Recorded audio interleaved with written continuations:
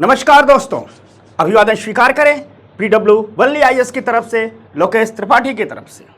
और बड़े हर्ष के साथ मैं आपको बता रहा हूं इस बात को कि जो हमने बीड़ा उठाया हुआ है कि गुणवत्तापूर्ण शिक्षा को आप तक पहुंचाएंगे, यही संकल्प है पीडब्ल्यू वल्ली आईएएस का।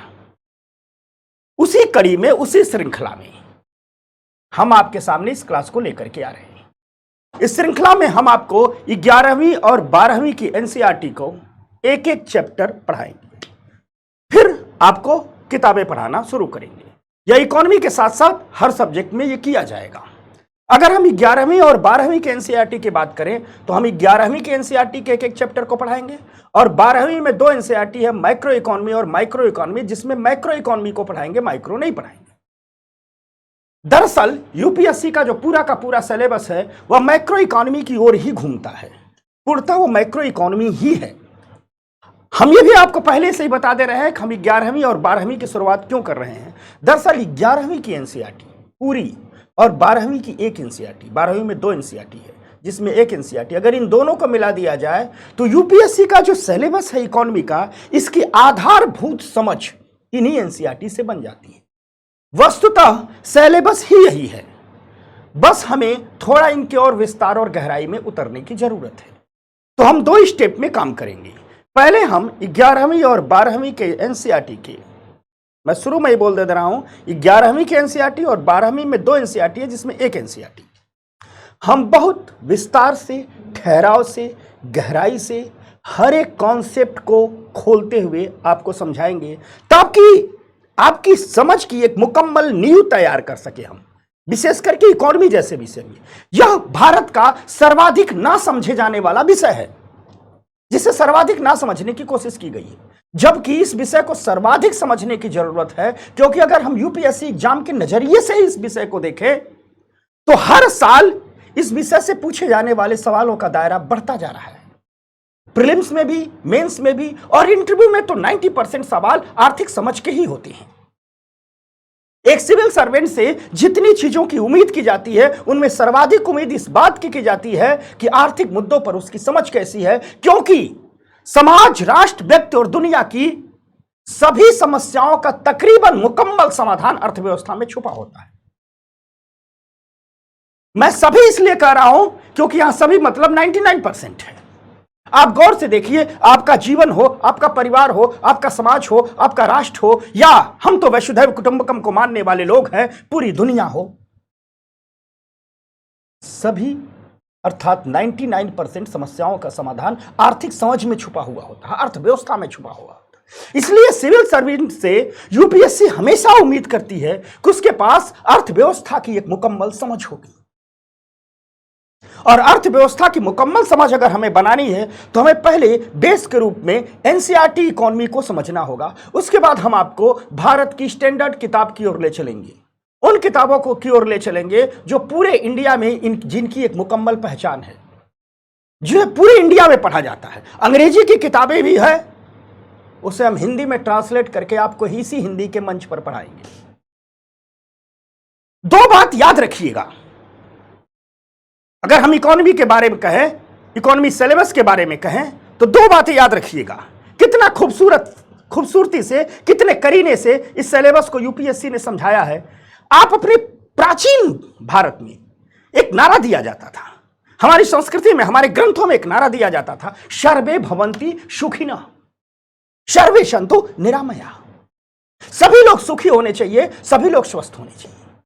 साथ साथ हमारे प्राचीन ग्रंथों में एक और बात लिखी गई है, सर्वे भवन्तु धनिनः। अगर हम इन 3 नारे को मिला दें, और याद रखना ये नारे नहीं है, ये भारतीय संस्कृति के, भारतीय चेतना के मूल उत्स हैं। अर्थात भारतीय संस्कृति, भारतीय चेतना कहती है कि सर्वे भवन्तु सुखिनः, सभी लोग सुखी होने चाहिए। भारतीय संस्कृति कहती है सर्वे भवन्तु धनिनः, सभी लोग धनी होने चाहिए। आज की इकोनॉमी भी तो यही कहती है। आज जिस इकोनॉमी में हम खड़े हैं इसे कहते हैं वेलफेयर इकोनॉमी, कल्याणकारी अर्थव्यवस्था। भारत की इकोनॉमी तो घोषित है कि हम कल्याणकारी अर्थव्यवस्था हैं, वेलफेयर इकोनॉमी। और कल्याणकारी अर्थव्यवस्था का अंतिम उद्देश्य क्या होता है? सभी लोगों को सुखी बना देना, सभी लोगों को धनी बना देना, अर्थात सभी लोगों को गरीबी से बाहर निकाल देना। यानी जो आज हम अर्थव्यवस्था पढ़ रहे हैं, जिसे हम वेलफेयर इकोनॉमी कहते हैं, इसका उद्देश्य है सभी लोग सुखी हों, सभी लोग अमीर हों। और यही यूपीएससी सिलेबस का जब आप निचोड़ निकालेंगे तो यूपीएससी सिलेबस में भी यही है। हमें उन आर्थिक पहलुओं को समझना और पढ़ना है जो देश के सभी लोगों को सुखी बनाते हैं, देश के सभी लोगों को धनी बनाते हैं। और भारत तो कहता है हम एक ऐसी अर्थव्यवस्था का निर्माण करेंगे। कोरोना के काल में हमारे प्रधानमंत्री ने जब आत्मनिर्भर भारत अभियान का नारा दिया था तो उन्होंने कहा था कि हम एक ऐसी अर्थव्यवस्था का निर्माण कर रहे हैं, हम उस आत्मनिर्भरता की ओर जा रहे हैं जहां ये ग्लोबलाइज दुनिया और ज्यादा ग्लोबल होगी। लेकिन इस ग्लोबलाइज दुनिया में भारत भी एक प्रमुख आर्थिक शक्ति के रूप में खड़ा होगा। हमारे प्रधानमंत्री ने कहा था हम सिर्फ अपने बारे में सोचने वाले लोग नहीं हैं, हम तो वसुधैव कुटुंबकम के बारे में सोचने वाले लोग हैं, हम तो पूरी पृथ्वी को अपना परिवार मानने वाले लोग हैं। इसलिए हम एक ऐसी अर्थव्यवस्था की नींव रच रहे हैं, हम एक ऐसी अर्थव्यवस्था को खड़ा कर रहे हैं जो पूरी दुनिया को भारत समेत सुखी बनाने पर के लिए काम करेगी, पूरी दुनिया को धनी बनाने के लिए काम करेगी। सर्वे भवन्तु सुखिनः सर्वे भवन्तु धनिनः। तो आइए उस अर्थव्यवस्था की मुकम्मल समझ बनाने की सीरीज की शुरुआत करते हैं। हम फिर से बता दे रहे हैं, पहले 11वीं और 12वीं के एनसीईआरटी कराएंगे ताकि जो हमारा सिलेबस है इसको ढंग से समझ लें, आपकी नींव मजबूत हो जाए। उसके बाद हम आपको स्टैंडर्ड बुक की ओर ले जाएंगे। यह कारवां चलता रहेगा। इसी PW1IAS हिंदी मीडियम के प्लेटफॉर्म से आपको हम एक ऐसी इकोनॉमी पढ़ाएंगे, एक ऐसी इकोनॉमी तैयार कराएंगे कि आपको कभी इकोनॉमी में कोई दिक्कत ना हो। यही हमारी निष्ठा है, यही हमारा संकल्प है। आप सहयोग कीजिए, देखिए हम कितना सफल होते हैं। तो आइए अपनी इसी पवित्र निष्ठा के साथ इस पवित्र क्लास की शुरुआत करते हैं और बात हम करते हैं इकोनॉमी क्लास 11 की, एनसीईआरटी की, यानी 11वीं की एनसीईआरटी के पहले चैप्टर की ओर मैं आपको ले चलता हूं। एक एक चैप्टर करके पढ़ाऊंगा।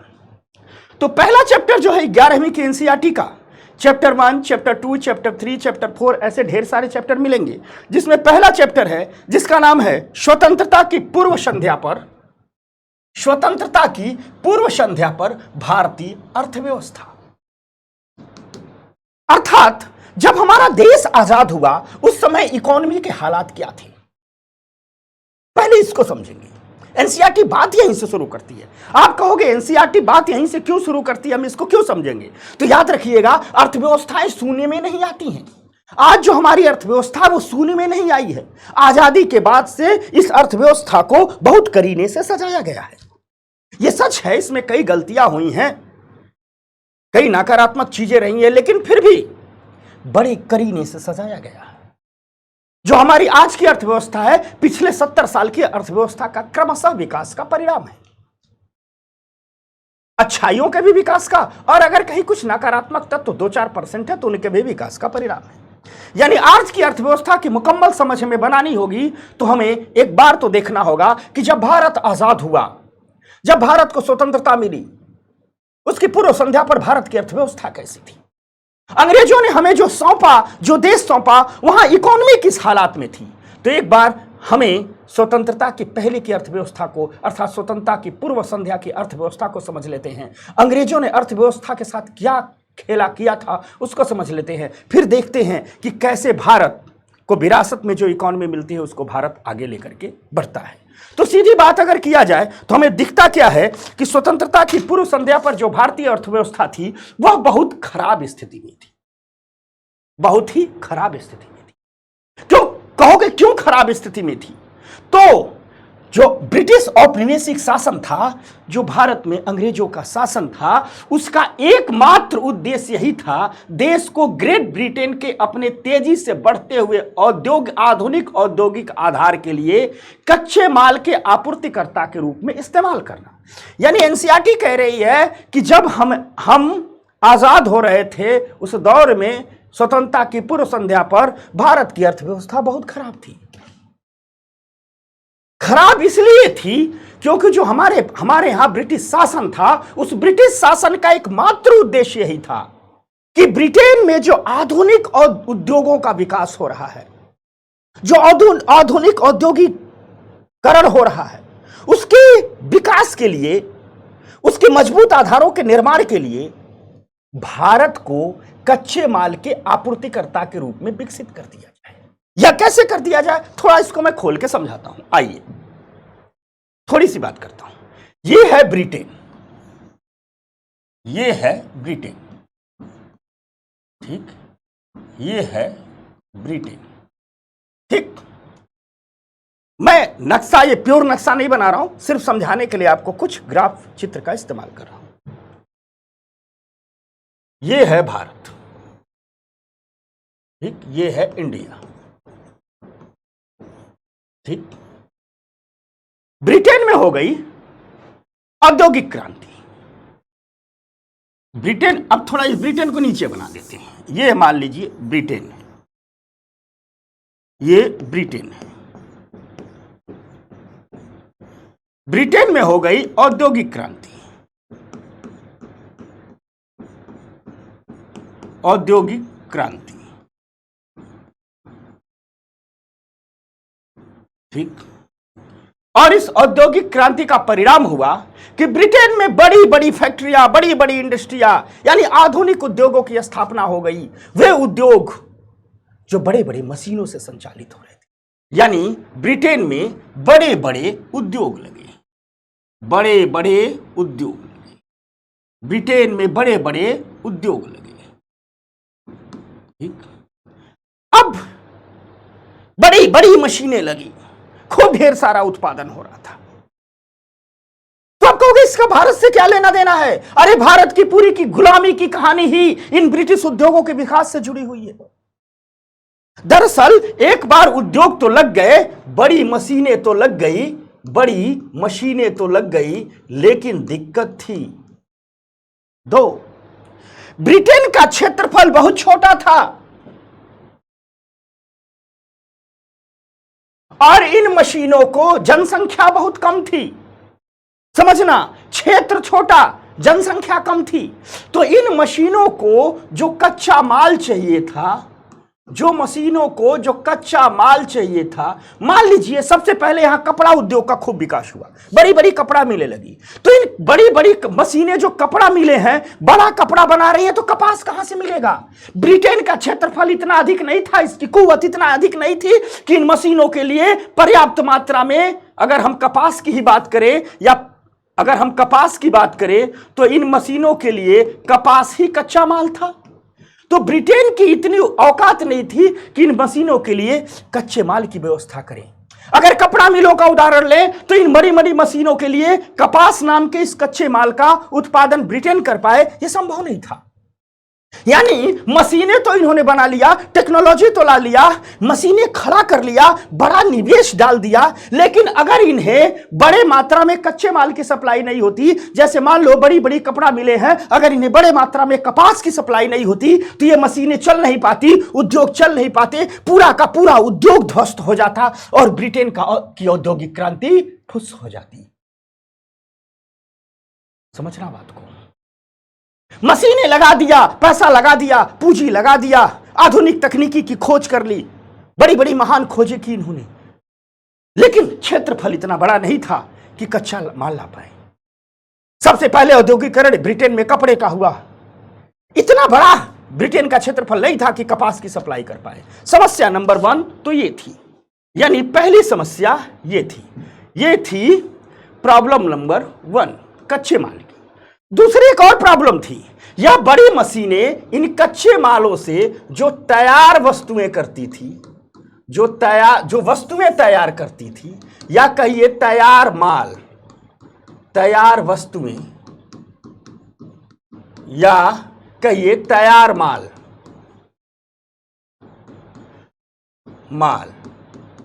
दोनों कह सकते हैं। यह जो वस्तुएं तैयार करती थी, जो तैयार वस्तुएं थी, जो तैयार माल थे, जैसे एग्जाम्पल में मान लीजिए बड़ी बड़ी कपास मिले हैं, तो यह कपड़ा ही तो तैयार करेंगी। अगर हम कहें दूसरी समस्या क्या थी, जो प्रॉब्लम नंबर 2 थी, वो ये थी कि जो ये बड़ी बड़ी मशीनें वस्तुएं तैयार कर रही थी, जो इनके द्वारा तैयार वस्तुएं थी, जो तैयार माल थे, या यूं कहिए कि इनके द्वारा जो कपड़ा तैयार हुआ, ब्रिटेन की जनसंख्या इतनी अधिक नहीं थी कि वे इन सारे कपड़ों का इस्तेमाल कर सकें। अब मान लीजिए ये बड़ी बड़ी मशीनें कपड़ा बना देती तो बिकता कहां, बिकता कहां। अर्थात दूसरी समस्या ये थी कि जो ये तैयार वस्तुएं हैं, जो तैयार माल है, जो कपास है, इसके लिए चाहिए इन्हें बड़ा बाजार, बड़ा बाजार, इसके लिए चाहिए इन्हें बड़ा बाजार। अब थोड़ा इसको मिलाते हैं। अर्थात ब्रिटेन का जो औद्योगिकरण हो रहा था, ब्रिटेन में जो औद्योगिक क्रांति हुई, फिर से समझिएगा, ब्रिटेन में नई खोजें आई, नई आविष्कार हुए, औद्योगिक क्रांति हुई, बड़े बड़े उद्योग लगे, ठीक, बड़ी बड़ी मशीनरी लगी। लेकिन जब ये लग गई तो इनके पास दो समस्याएं आई। पहली समस्या आई कच्चे माल की समस्या, क्योंकि ब्रिटेन का क्षेत्रफल इतना बड़ा नहीं था कि इन मशीनों के, इन उद्योगों के हिसाब से उन्हें कच्चे माल की सप्लाई की जा सके। अगर हम उदाहरण स्वरूप कपड़े को ले, क्योंकि पहली औद्योगिक क्रांति कपड़े के क्षेत्र में हुई थी, तो जो बड़ी बड़ी मशीनें लगी, जो बड़े बड़े उद्योग लगे, इनके लिए ब्रिटेन के पास इतना कपास नहीं था कि इन मशीनों की जरूरत पूरी कर सके।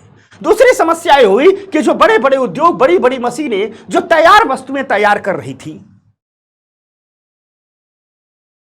वो बिकेंगी कहां, खरीदेगा कौन। यानी इन उद्योगों को, ब्रिटेन को जरूरत थी बड़े बाजार की। यह समस्या थी ब्रिटेन के सामने, और इस समस्या का ब्रिटेन ने, यह समस्या थी ब्रिटेन के सामने, यह समस्या थी कि हमें अपना औद्योगिकरण चलाना है, हमें अपने उद्योगों को आगे बढ़ाना है, तो एक ऐसा देश चाहिए था जो उनके लिए कच्चे माल की आपूर्ति करे और साथ साथ उनके तैयार माल का खरीदार बन जाए। यानी ब्रिटेन के सामने समस्या थी कि उन्हें चाहिए था कच्चा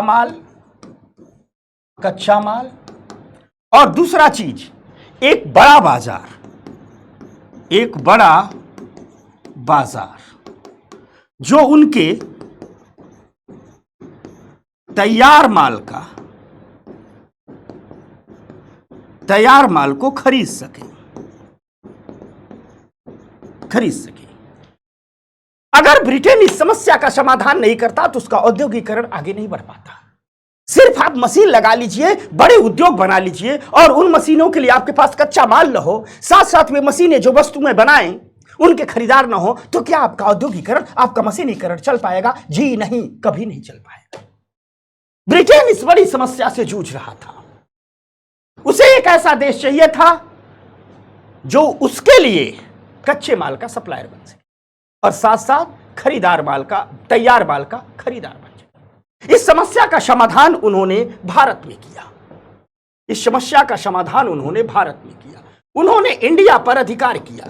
कैसे अधिकार किया, यह मुद्दा इतिहास का है, हम अर्थव्यवस्था में नहीं समझाएंगे। कैसे अधिकार किया, यह मुद्दा इतिहास का है। इतिहास की जो हम इकोनॉमी सीरीज चला रहे हैं, ऐसे आपके सामने हर सब्जेक्ट की सीरीज आएगी जिसमें इतिहास भी आपको पढ़ने को मिले। तो कैसे उन्होंने ये किया, यह मुद्दा इतिहास का है। फिलहाल इकोनॉमी में आते हैं। उन्होंने भारत पर अधिकार किया और भारत को कच्चे माल के आपूर्तिकर्ता के रूप में विकसित किया। कच्चे माल का आपूर्तिकर्ता, इन्होंने भारत को कच्चे माल का आपूर्तिकर्ता बना दिया।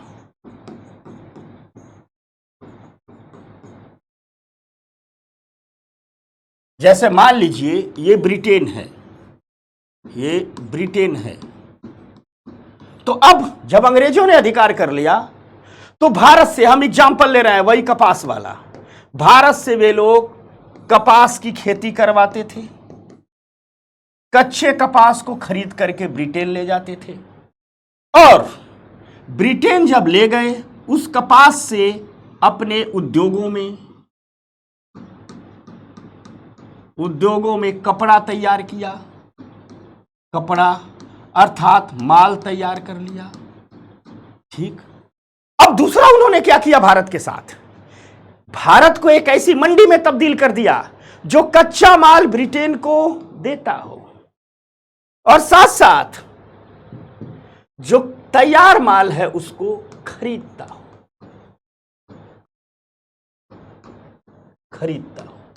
अर्थात भारत खरीदार बन गया।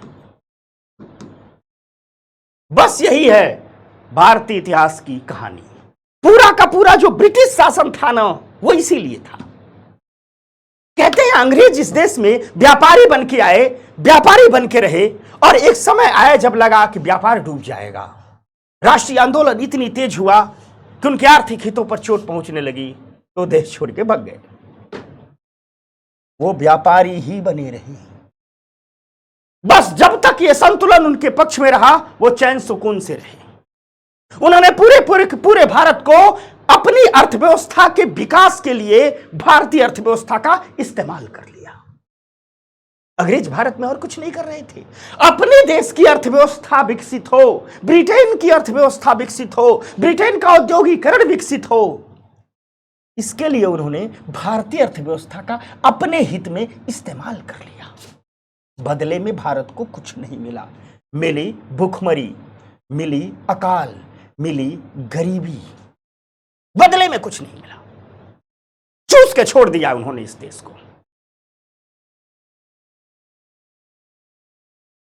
समझना बात को, इस बात को समझना बहुत जरूरी है, तो पूरी की पूरी ये चैप्टर समझ जाएगा।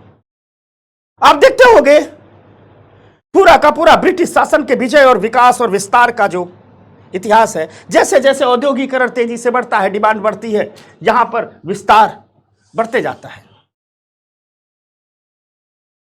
दुनिया भर की संधियां युद्ध करते जाते हैं। आपने कभी ये गौर किया है, एक गाना सुना है, दे दी हमें आजादी बिना खड़क बिने ढाल, साबरमती के संत तुमने कर दिया कमाल। अक्सर लोग सोशल मीडिया पर मजाक भी उड़ाते हैं कि चरखे से आजादी मिली। जी हां, आजादी लाने में एक बहुत बड़ा योगदान चरखे का था।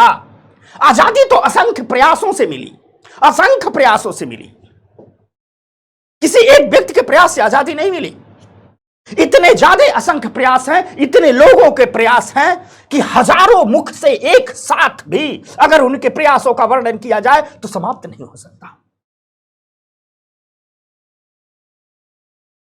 पढ़े लिखे लोगों से लेकर के, बुद्धिजीवियों से लेकर के, गांव गरीब, किसान, मजदूर, आदिवासी, जनजाति, देश का कोई वर्ग नहीं है, देश का कोई कोना नहीं है जिसने आजादी की लड़ाई में अपनी हिस्सेदारी नहीं दी।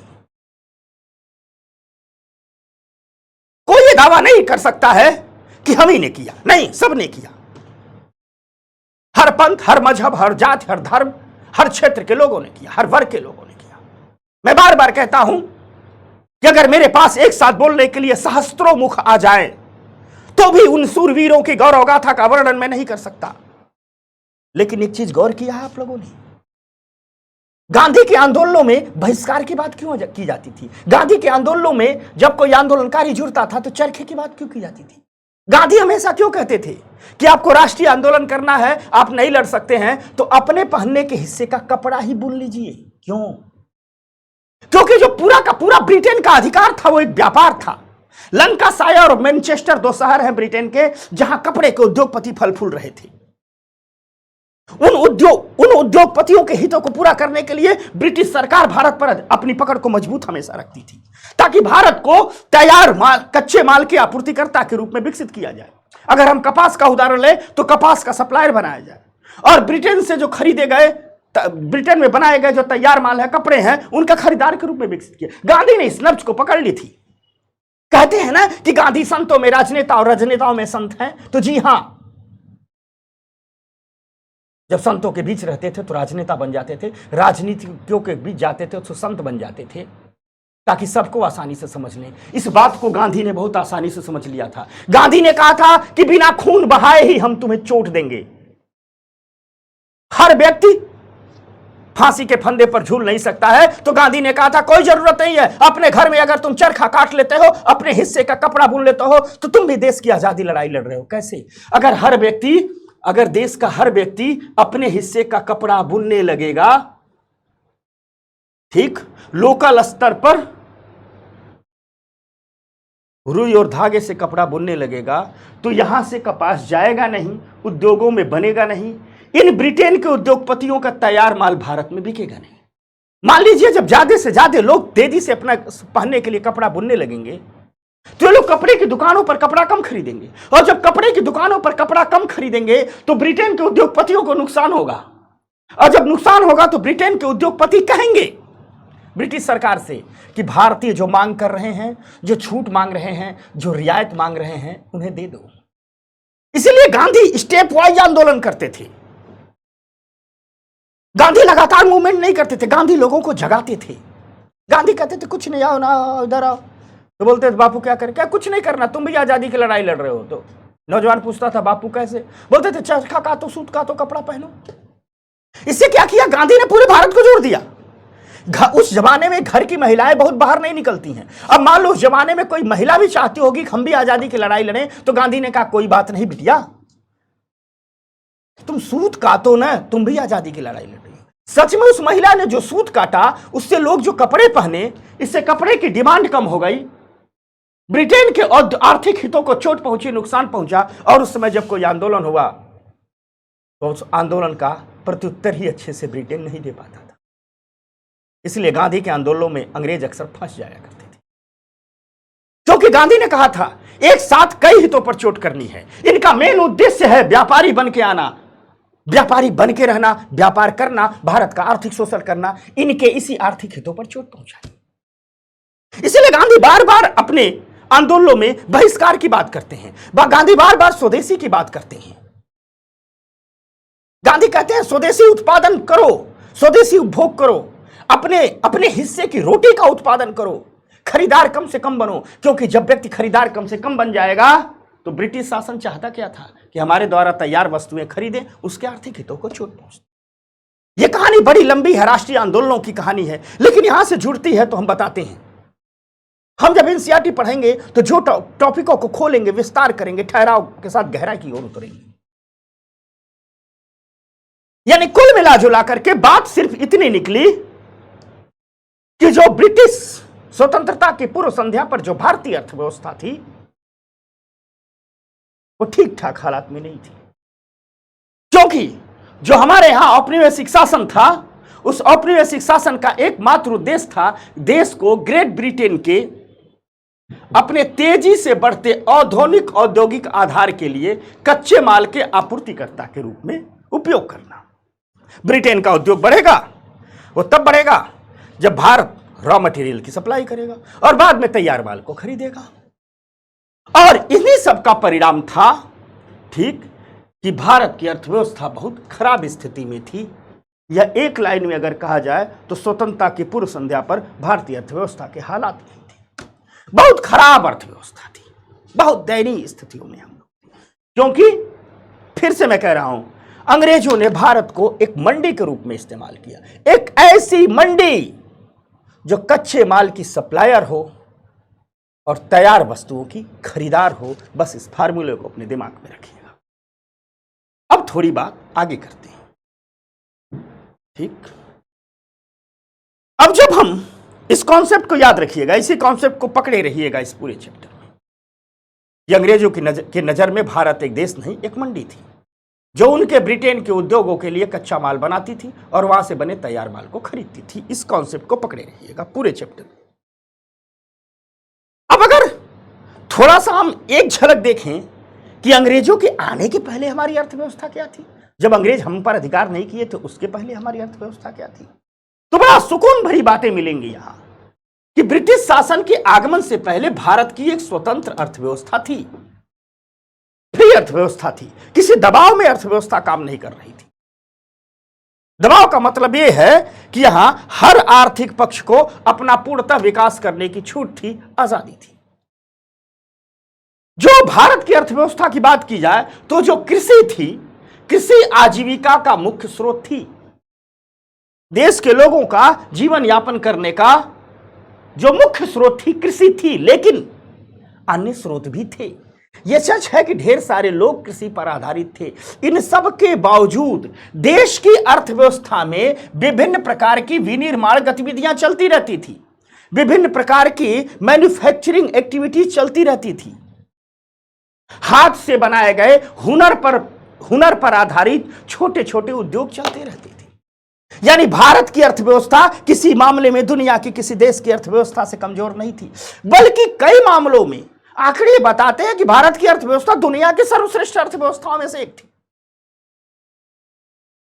भारत का जो हस्तशिल्प था वो बड़ा विकसित था और पूरी की पूरी जो मैन्युफैक्चरिंग एक्टिविटीज थी, जो पूरी की पूरी विनिर्माण की गतिविधियां थी, वो हस्तशिल्प पर ही आधारित थी, हाथ से बनी वस्तुओं पर ही आधारित थी। जैसे भारत में जितने भी हस्तशिल्प उद्योग हैं, उनसे बनी वस्तुओं की, हस्तशिल्प उद्योग मतलब खिलौने का उद्योग, लकड़ी का उद्योग, पत्थर से बनी वस्तुएं, लोहे से बनी वस्तुएं, कांसे से बनी वस्तुएं, तांबे से बनी वस्तुएं, तमाम प्रकार की खाद्य सामग्री, नहीं वे सारी वस्तुएं जिनमें हाथ के हुनर का प्रयोग करके बनाया जाता है, इनकी पूरी दुनिया में बड़ी डिमांड थी। भारतीय हस्तशिल्प में धातु से बनी वस्तुओं की और पत्थर पर जो कारीगरी की जाती है, पत्थर से बनी वस्तुओं की प्रमुखता थी, यानी पूरी दुनिया में इनकी डिमांड थी। भारतीय हस्तशिल्प की एक पहचान थी और वो थी विश्वसनीयता। और याद रखना, अगर बाजार में आपके सामान की विश्वसनीयता हो तो फिर तो बल्ले बल्ले है।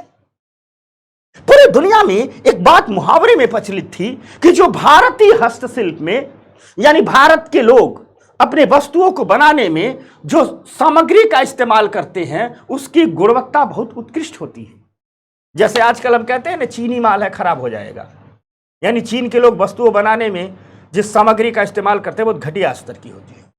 लेकिन उस दौर में भारत के हस्तशिल्प के बारे में, भारत के कारीगरों और कलाकारों के बारे में पूरी दुनिया में कहावत थी कि भारत के कारीगर, भारत के कलाकार नकली वस्तुएं नहीं बनाते हैं। क्योंकि याद रखिएगा, भारत में जो कारीगरी थी, भारत में जो कलाकारी थी, सिर्फ भूख और भोजन का मुद्दा नहीं थी। भारत में कारीगरी निष्ठा का मुद्दा थी। भारत में कारीगरी समर्पण की मुद्रा थी।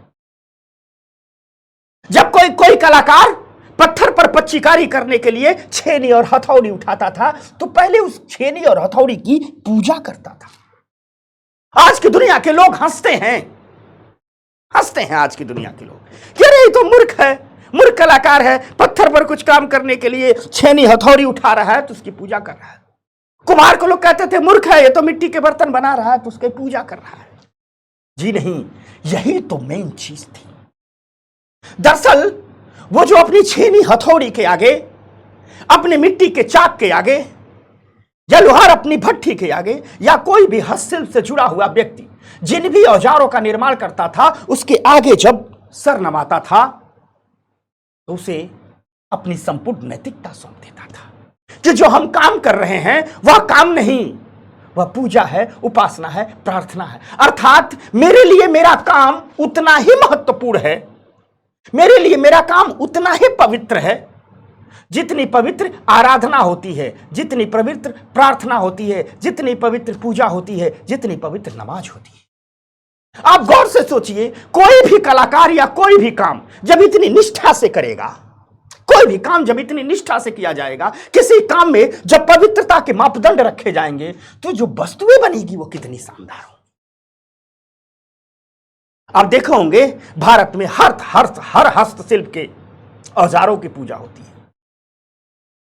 कोई ऐसे हस्तशिल्प का औजार नहीं है जिसकी पूजा नहीं होती। क्यों होती है?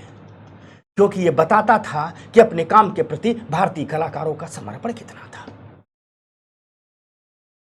तो पूरी दुनिया में इस बात को माना जाता था कि जो उपयोग की गई सामग्री है उसकी गुणवत्ता बड़ी उत्कृष्ट होती थी। और भारत से जितने भी आयात दे जाते थे, जितने भी शिल्प वस्तुएं बाहर जाती थी, उनमें यह मान लिया जाता था कि शिल्प कौशल के उच्च मानकों का प्रयोग किया गया है। और सच में किया जाता था। भारत के शिल्पकारों के लिए उनका शिल्प सिर्फ रोजी रोटी का मुद्दा नहीं था, उनका शिल्प उनकी आस्था का मुद्दा था, प्रार्थना का मुद्दा था, उनकी नैतिकता का मुद्दा था। सिर्फ और सिर्फ वे बाजार के लिए काम नहीं करते थे। और इन सब का प्रमाण यह था कि पूरी की पूरी दुनिया में एक जो ब्रांड इंडिया है वह स्थापित था। आज की अर्थव्यवस्था की जरूरत क्या है? हमारे प्रधानमंत्री बार बार कहते हैं कि हमें दुनिया में तरक्की करना है, 142 करोड़ लोगों को अगर बेहतर जीवन जीना है, तो एक बार पुनः हमें इस दुनिया के बाजार में ब्रांड इंडिया को स्थापित करना होगा। तो ब्रांड इंडिया का मतलब क्या है? ब्रांड इंडिया का मतलब यही है कि दुनिया के बाजार में कहीं भी कोई खरीदार कुछ खरीदने जाता है और इंडियन मैन्युफैक्चरिंग की वस्तुएं मिले तो वह कह दे, अरे इस पर तो मेक इन इंडिया का ब्रांड लगा है, यह तो अच्छा होगा ही। कोई महिला साड़ी खरीदने जाती है दुनिया के बाजार में, कोई पुरुष कपड़े खरीदने जाता है, जूते खरीदने जाता है, कोई रक्षा उत्पादन की वस्तुएं खरीदने कोई देश जाता है या कुछ भी खरीदने जाता है।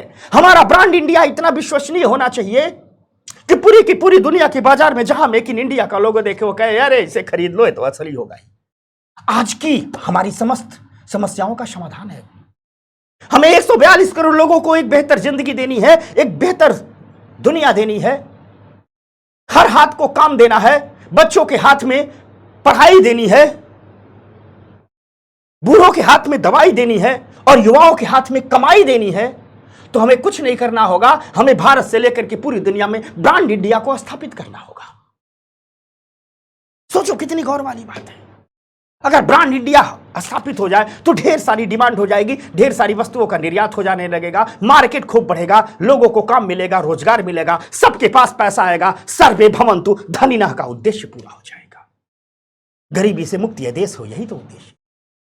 ये हम कोई हवाई बात नहीं कर रहे हैं। आज भारत सरकार की जो भारत की विदेश नीति है उसका लोगो है कि पूरी दुनिया में ब्रांड इंडिया को स्थापित करना। यह कॉन्फिडेंस कहां से आता है? क्योंकि हम एक दौर था जब हमने पूरी दुनिया में ब्रांड इंडिया को स्थापित किया था। अंग्रेजों के आने के पहले पूरी की पूरी दुनिया में भारतीय शिल्प अपनी उत्कृष्ट गुणवत्ता के लिए प्रसिद्ध था। भारत के शिल्पकार उच्च कौशल के मानकों का प्रयोग करते थे, उच्च उत्कृष्टता की वस्तुएं बनाते थे। भारत इसके लिए प्रसिद्ध था और इस सब का प्रमाण यह था कि भारतीय विनिर्मित उत्पाद थे, यानी भारत में बनाई गई जो भी वस्तुएं थी उनको एक विश्वव्यापी बाजार मिला हुआ था और इसका फायदा भारत को मिला था। पूरी दुनिया के बाजार में आपने कभी गौर से देखा है कि आखिर दुनिया के हर देश का व्यापारी भारत में ही क्यों आता था? ईस्ट इंडिया कंपनी भारत क्यों आई? अगर भारत गरीब रहता तो भारत आती। फ्रेंच कंपनी, स्पेन की कंपनी, पुर्तगाली कंपनी क्यों भारत आई? जो ही कंपनी भारत में आती थी, भारत से व्यापार करके जाती थी, मालामाल हो जाती थी। दुनिया भर के आक्रमणकारी भारत की ओर क्यों आते थे? क्योंकि जानते थे यहां बहुत पैसा है। अब हुआ यह कि जब दुनिया भर की व्यापारिक कंपनियां भारत में आती थी तो यहां से वस्तुएं खरीद के विदेशों में ले जाती थी। यहां से जितने पैसे में वस्तुएं खरीदती थी, विदेशों में वह 100 गुना में, 80 गुना में, 90 गुना में बिकती थी। यानी यहां से अगर उन्होंने 10 रुपए की वस्तु खरीदी है तो समुद्र के रास्ते ले जाने पर मान लीजिए 20 रुपए लागत लग गई तो वस्तु 30 रुपए की बन गई, लेकिन वो बेचेंगे 1000 में, यानी 100 गुना दाम में बिक जा रही है। क्यों? क्योंकि भारतीय वस्तु होने का मतलब ही था कि वस्तु अच्छी होगी, गुणवत्तापूर्ण होगी। यह भारत का हस्तशिल्प की पहचान थी। तो जो अंग्रेज लोग कहते हैं ना कि हमने भारत को आधुनिक बाजार दिया, आधुनिक औद्योगिक आधार दिया, सब झूठ है।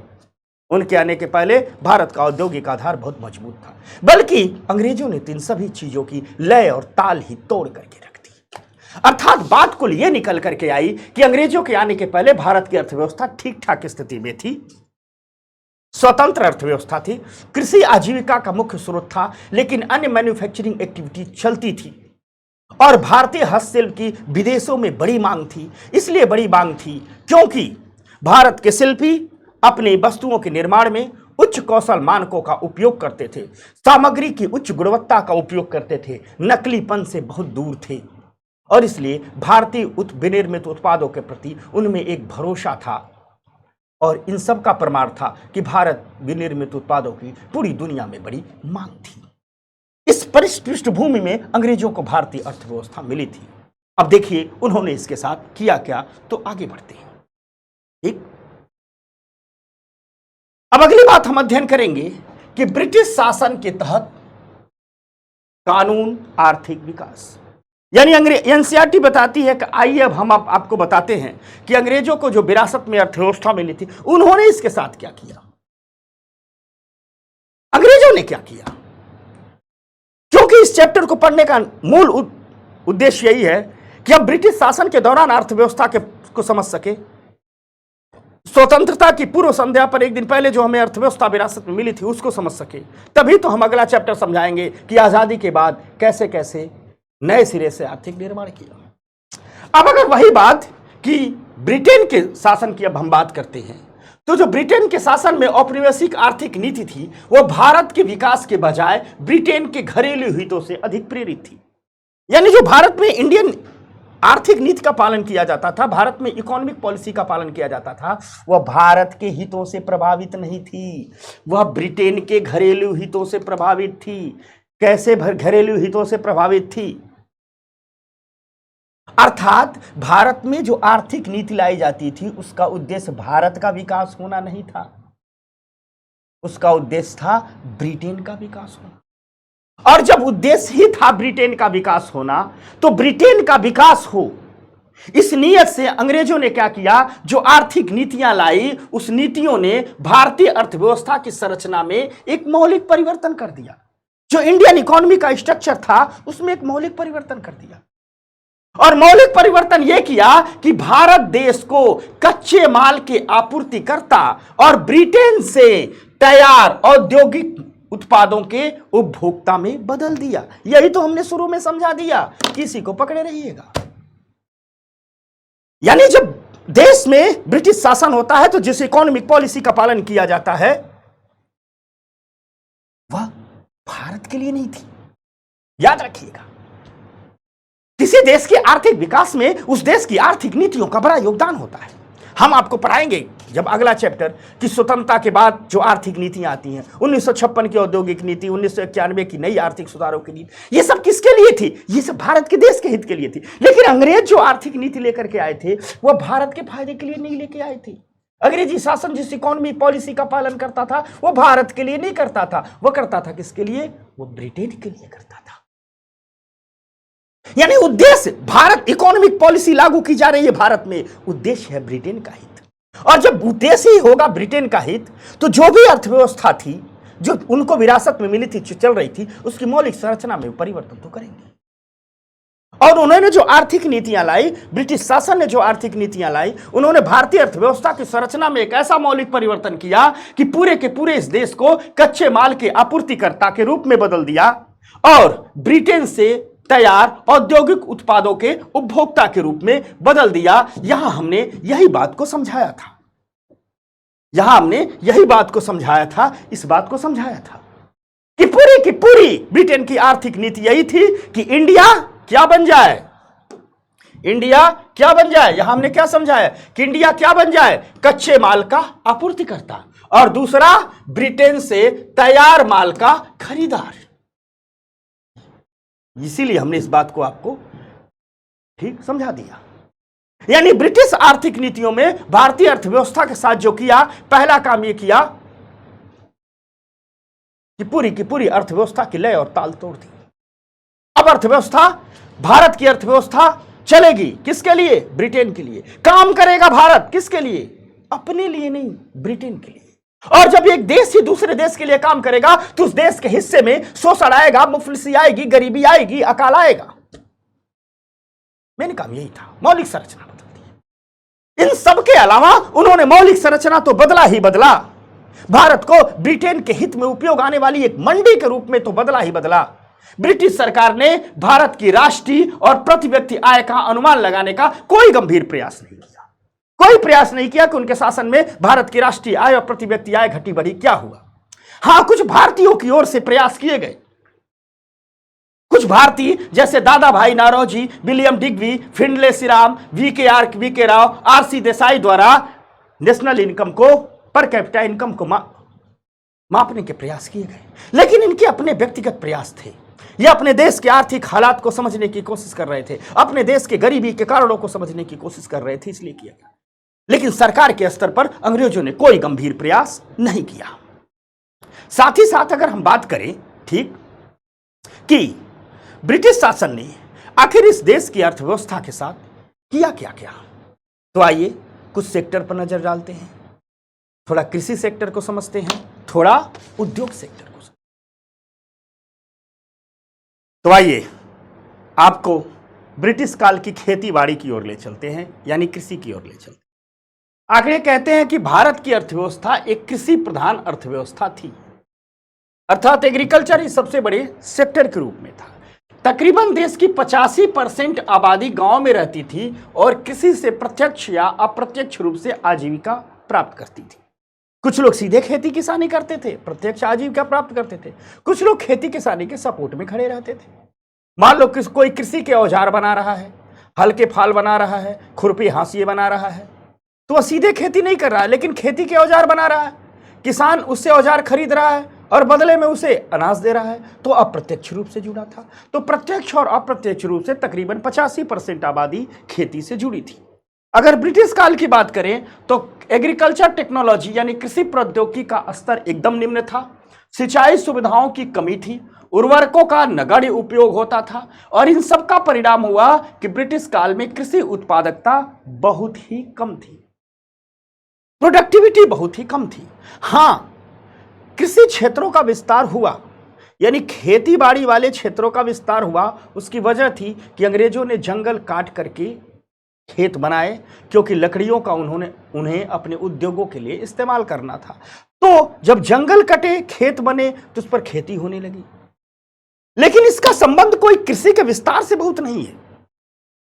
कृषि क्षेत्र का विस्तार तो हुआ क्योंकि जंगल कटे, लकड़ियों का उपयोग उन्होंने किया, बड़ी बड़ी नावें बनाई, अपने उद्योगों में काम लगाया, तो कृषि क्षेत्र का विस्तार हुआ। लेकिन इसका एक कतई मतलब नहीं कृषि का विस्तार हुआ, क्योंकि कृषि का विस्तार तो तब होता जब उत्पादकता बढ़ती, प्रोडक्टिविटी बढ़ती, और यह तब होता जब प्रौद्योगिकी का बेहतर स्तर लाया जाता, कृषि में निवेश किया जाता, सिंचाई सुविधाओं का विकास किया जाता, आधुनिक फर्टिलाइजर का विकास किया जाता, क्योंकि पूरी दुनिया में मॉडर्न फर्टिलाइजर आ चुकी थी। इन सब नहीं किया गया। और जो रही सही कसर थी जिसने भारतीय खेती का विनाश कर दिया, भारतीय कृषि संस्कृति का विनाश कर दिया था, वो थी अंग्रेजों द्वारा लाई गई नई भू बंदोबस्त प्रणालियां। औपनिवेशिक सरकार नई भूमि बंदोबस्त की विभिन्न प्रणालियां शुरू की और इसके परिणाम स्वरूप हुआ क्या, कृषि क्षेत्र में ठहराव आ गया। आप कहोगे भू बंदोबस्त की प्रणालियां क्या थी? एक कहावत कही जाती थी, एक बार यूपीएससी में ये स्टेटमेंट पूछा था क्वेश्चन में, कि ये इस अनश्वर संसार में जो भारत की खेती थी, जो भारत के किसान थे, जो भारत के गांव थे, वे नश्वर रहते थे, अर्थात वो एक समान रहते थे। भारत में विदेशी आक्रमणकारी आए, तुर्क आए, मुगल आए, ढेर सारे लोग आए, वो आए, यहीं रह गए, यहीं बस गए। उन्होंने राज्यों पर अधिकार किया, अपनी नई प्रणालियां तैयार की, लेकिन खेती किसानी में हस्तक्षेप बहुत नहीं किया। इवेन कई शासकों ने, आपको साक्ष्य मिलेंगे, राजादेश जारी किया है कि जब सेनाएं प्रयाण करे तो वो कोशिश करे कि किसान के खेतों को नुकसान न पहुंचाए। युद्ध चलते रहते थे। भारत में इस बात के भी प्रमाण मिले हैं कि हमारे राजा आपस में युद्ध करते रहते थे। हमारे राजा आपस में युद्ध करते रहते थे और थोड़ी दूर पर किसान खेत में खेती करता रहता था। राजा आपस में निपट लेते थे, सेनाएं आपस में लड़ती थी, मारकाट मस्ती थी, किसान को नुकसान नहीं पहुंचाया जाता था। इसलिए कहा जाता है, जो लोग कहावत कहते हैं ना कि जंग और मोहब्बत में सब जायज है, दुनिया का सबसे बड़ा फ्रॉड है ये, दुनिया का सबसे बड़ा झूठ है। हम उस संस्कृति के मानने वाले लोग हैं जहां युद्धों में भी मर्यादा का पालन किया गया है और प्रेम का भी एक धर्म रहा है। जंग और मोहब्बत में सब जायज है, यह सीरिया में, फ्रांस में, तुर्की में, ईरान, इराक में होता होगा, यहां नहीं रहा है। भारत ने युद्धों में भी मर्यादा का सख्ती से पालन किया है और प्रेम में भी हमेशा त्याग रहा है, प्रेम में धर्म रहा है, प्रेम में सहिष्णुता रही है, प्रेम में बलिदान रहा है। सब कुछ जायज नहीं रहा।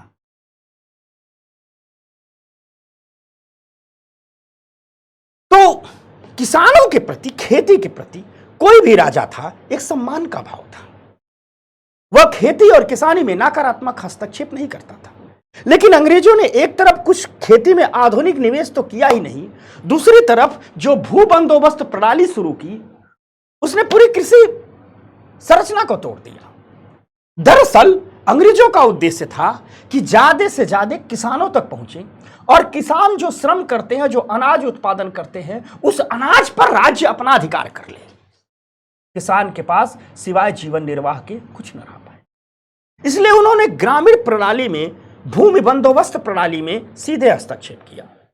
वो ऐसा लैंड रेवेन्यू सिस्टम लेकर के आए जिसमें सरकार सीधे किसानों से जुड़ गई। विभिन्न प्रकार के लैंड रेवेन्यू सिस्टम लेकर के आए, रैयतवाड़ी प्रथा लाए, महालवाड़ी प्रथा लाए, जमींदारी प्रथा लाए। यही भूमि बंदोबस्त की प्रणालियां थी। यानी जिसे हम आप कहते हैं भूमि बंदोबस्त, और कुछ नहीं था। एक ऐसी कोशिश थी कि कैसे अंग्रेज शासन किसानों से जुड़ सके और किसानों द्वारा जो उत्पादन हो रहा है उनका कैसे ज्यादा से ज्यादा हड़प सके। और इसके लिए उन्होंने 3 प्रणाली लाई। रैयतवाड़ी लाई, आप लोग इतिहास में पढ़ोगे। महालवाड़ी लाई और जमींदारी बंदोबस्त लाए, जिसे अस्थायी बंदोबस्त भी कहा जाता है।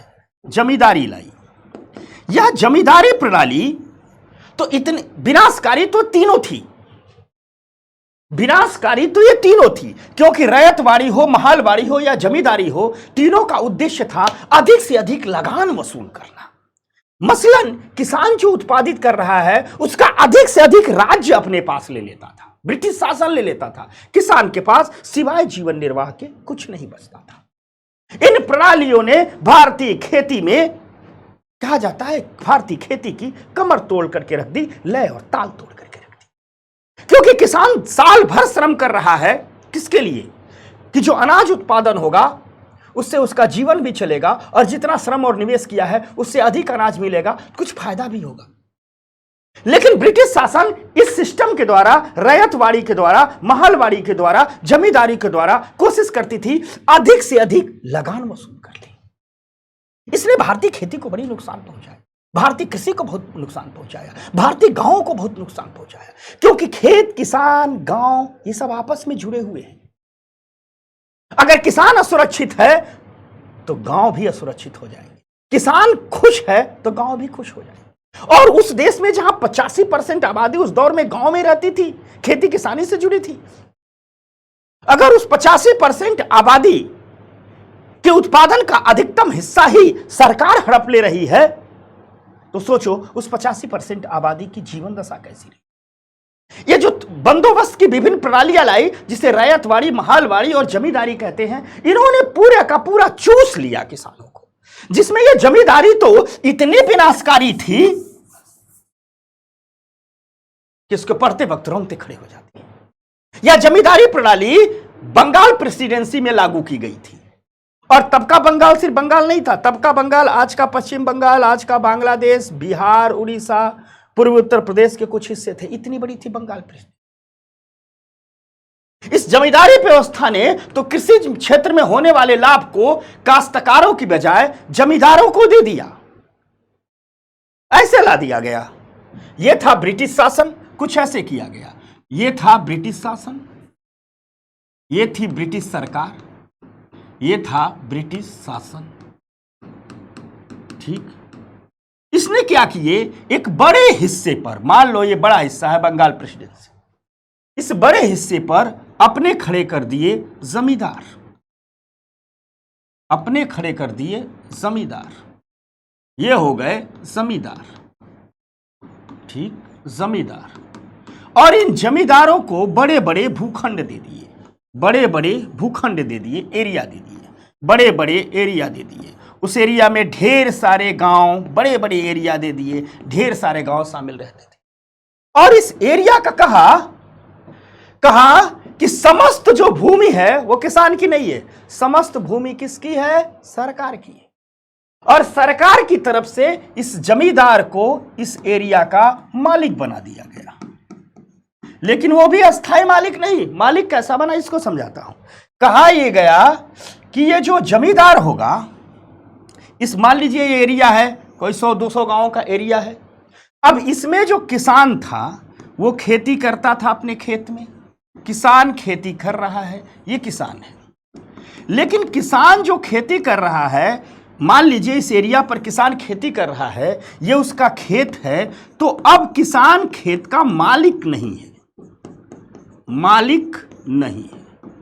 इस किसान की जो स्थिति है इन खेतों पर, वो है किराएदार की स्थिति, किराएदार की स्थिति। अर्थात ये किसान जब तक लगान जमींदार को चुकाएगा, जब तक लगान चुकाएगा, ठीक, तब तक ये किसान खेती कर पाएगा। जैसे हम कमरे पर रेंट लेकर के नहीं लोग रहते हैं, हम लोग विद्यार्थी हैं, घर से बाहर निकलते हैं, पढ़ाई करते हैं, कमरे पर रेंट लेकर, तो उस कमरे में कब तक रहते हैं? जब तक रेंट चुकाए। तो यहां भी इस किसान की समझना, ये किसान इस खेत का मालिक नहीं था, सदियों से मालिक था, हजारों वर्षों से मालिक था। राज्य बदलते थे, राजा बदलते थे, राजा अपने में लड़ाई लड़ते रहते थे, जीतते हारते रहते थे। आज फला राजा का शासन है, बाद में फला राजा का शासन होगा, लेकिन यह किसान तो मालिक था। इसीलिए कहा जाता है इस अनश्वर संसार में भारतीय किसान, भारतीय खेती, भारतीय गांव नश्वर थे। यानी ऊपर की सत्ताएं बदल रही हैं, ये नहीं बदलती थी, एक परंपरा के रूप से चला रहा। अंग्रेजों ने यही किया। ब्रिटिश शासन सर्वाधिक विनाशकारी साबित इसलिए हुआ कि ब्रिटिश शासन एक एक आदमी तक अपने दुष्परिणामों को लेकर के गया। अब अंग्रेजों ने क्या किया? हजारों सालों से जो किसान इस खेत का मालिक था उसे किराएदार बना दिया, और किराएदार बनाने से ही उनके जी नहीं भरे, इस जमींदार के अधीन कर दिया। कहा कि जब तक लगान देते रहेगा तब तक ये बेचारा खेती करेगा। और जमींदार की भी स्थिति क्या कर दी? जमींदार को कह दिया कि ये जमींदार भी जब तक शासन को लगान पहुंचाते रहेगा, लगान पहुंचाते रहेगा तब तक जमींदार स्थिर रहेगा, यानी उसकी जमींदारी बनी रहेगी। जिस दिन ये जमींदार लगान नहीं पहुंचाता था उसे हटा दिया जाता था। अब यह जमींदार क्या करेगा? और शासन को मतलब सिर्फ और सिर्फ लगान से था, रेवेन्यू से था, राजस्व से था, लगान से मतलब था। ठीक, कई बार साक्ष्य आते हैं, कई इलाकों में अकाल पड़े, किसानों ने लगान नहीं चुका पाया इसी जमींदारी प्रथा के अंदर, तो किसानों के बेटे बेटियों को भी ब्रिटिश शासन ने लगान के रूप में ले लिया, उन्हें गुलाम बना करके बेच दिया। उदाहरण है। यानी कुल मिला करके जिस खेत का राजा किसान हुआ करता था, शासन सत्ताएं बदलती थी, वो नहीं बदलता था, पीढ़ियों से भूमि उसकी थी, उसे एक झटके में इस शासन ने इस खेत से का किराएदार बना करके रख दिया, और इसे किसके अधीन कर दिया? इस जमींदार के अधीन कर दिया। यह खेती करेगा किराए के रूप में, हर साल जो फसल उगाएगा वह लगान के रूप में, लगान भी क्या था? उस खेत का किराया ही था।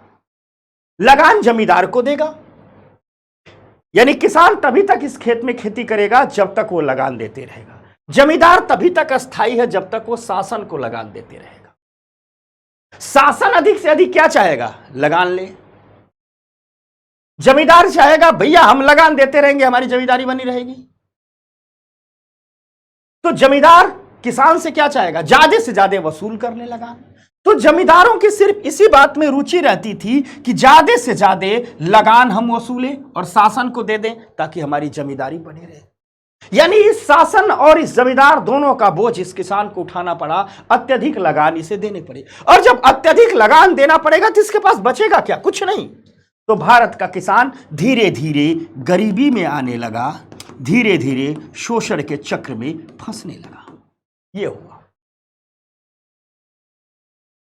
और अब देखो जमींदार को क्या था? जमींदार सोचता था कि हमेशा के लिए हमारी जमींदारी नहीं, जिस दिन लगान नहीं देंगे अंग्रेज हटा देंगे, तो ज्यादा से ज्यादा वसूलता था, शहरों में रहता था, मौज मस्ती में वसूल करके अंग्रेज सरकार को पहुंचा दिया। कृषि के विकास से इस जमींदार का कोई लेना देना नहीं था। जमींदार कुछ इन्वेस्ट करता नहीं था, वो जानता था हम तो अस्थायी है, जब तक लगान दे रहे हैं तब तक ले, तो सारा ध्यान लगान वसूलने पर लगाए। किसान के पास किराएदार की स्थिति, लगान देने के बाद कुछ बचता ही नहीं था, और जब बचेगा नहीं तो किसान खेती में निवेश नहीं कर पाएगा, तो धीरे धीरे उत्पादन भी गिरेगा, धीरे धीरे उत्पादकता भी कम होगी। तो इस जमींदारी व्यवस्था ने तो पूरी की पूरी कृषि व्यवस्था की लयताल ही तोड़ करके रख दी। और ब्रिटिश शासन जो अपने दुष्परिणामों को लेकर के एक एक आदमी तक पहुंचा, एक एक आदमी के रक्त को निचोड़ लिया, वह इन्हीं सब तरीकों से किया गया। यानी खेती किसानी में ठहराव की स्थिति में ला करके रख दिया इस शासन ने।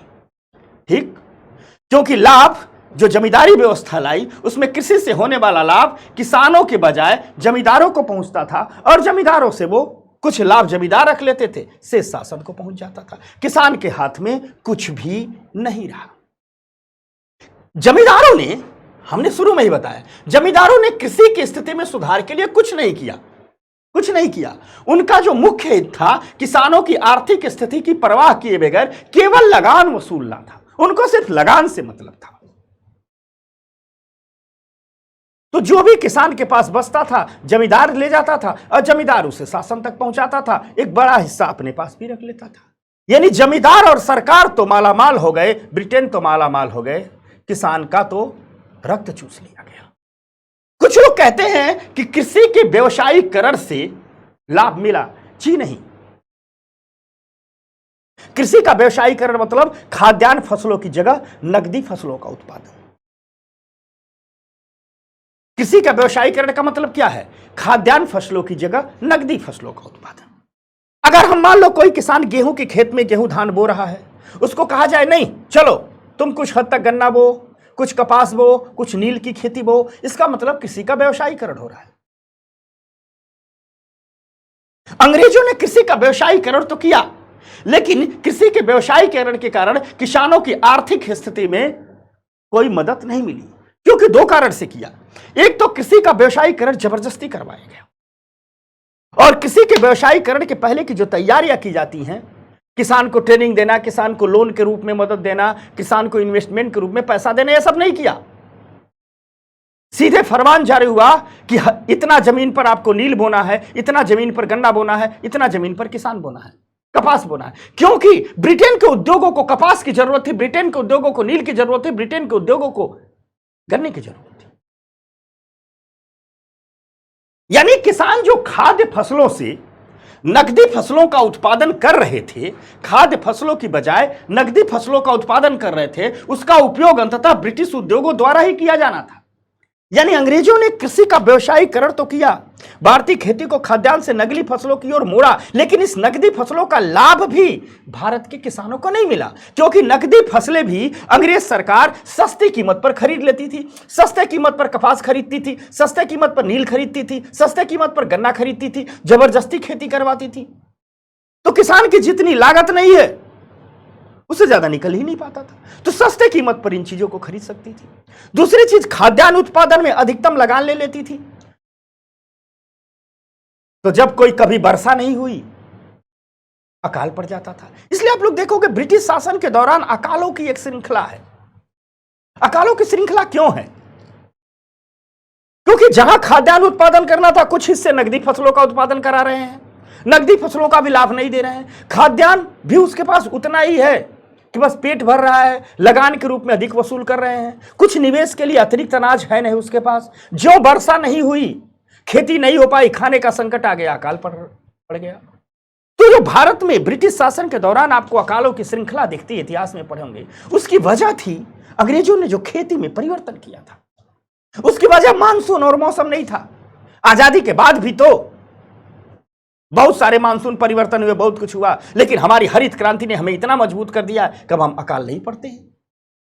यानी ब्रिटिश शासन के जो अकाल भी पड़े वो प्राकृतिक नहीं थे, वे मानवीय थे, वो शासन की देन थी, वो भू राजस्व व्यवस्था की देन थी। किसी में जो विभिन्न बंदोबस्त प्रणाली लाई गई उसकी देन थी वे अकाल। खेती में कई निवेश करना चाहिए। भारत की खेती मेड़बंदी से, बाढ़ नियंत्रण से, जल निकासी से, मिट्टी के अलवणीकरण में निवेश से वंचित थी। किसी भी किस्म का निवेश न किसी जमींदार ने किया, न शासन ने किया, और किसान के पास तो कुछ बचता ही नहीं था। छोटे और किसानों और बटाईदारों के पास न तो संसाधन थे और न तो तकनीकी थी और न ही कृषि में निवेश करने के लिए कोई प्रोत्साहन था। प्रोत्साहन से तात्पर्य है किसान जानता था कि जो भी अतिरिक्त ज्यादा उत्पादन होगा ज्यादा लगान ले लेगा, कम होगा तो कम लेगा। जब सब कुछ वही ले ले रहा, किसान जी श्रम करने का, रिस्क लेने का कोई प्रोत्साहन नहीं था। तो तकनीकी का अभाव, प्रोत्साहन का अभाव, नए सिस्टम द्वारा शोषण, इन सब ने मिलकर के भारतीय कृषि का सत्यानाश कर दिया। दुनिया में सबसे खुशहाल लोगों में जो भारत का किसान था, वो दुनिया के सबसे दुखी लोगों में तब्दील हो गया। कि पूरी की पूरी ग्रामीण संस्कृति जो हर्ष, उल्लास और उत्सव के स्तंभों पर पड़ी थी, उस ग्रामीण संस्कृति में भूखमरी आ गई, गरीबी आ गई, शोषण आ गया, यंत्रणाएं आ गई।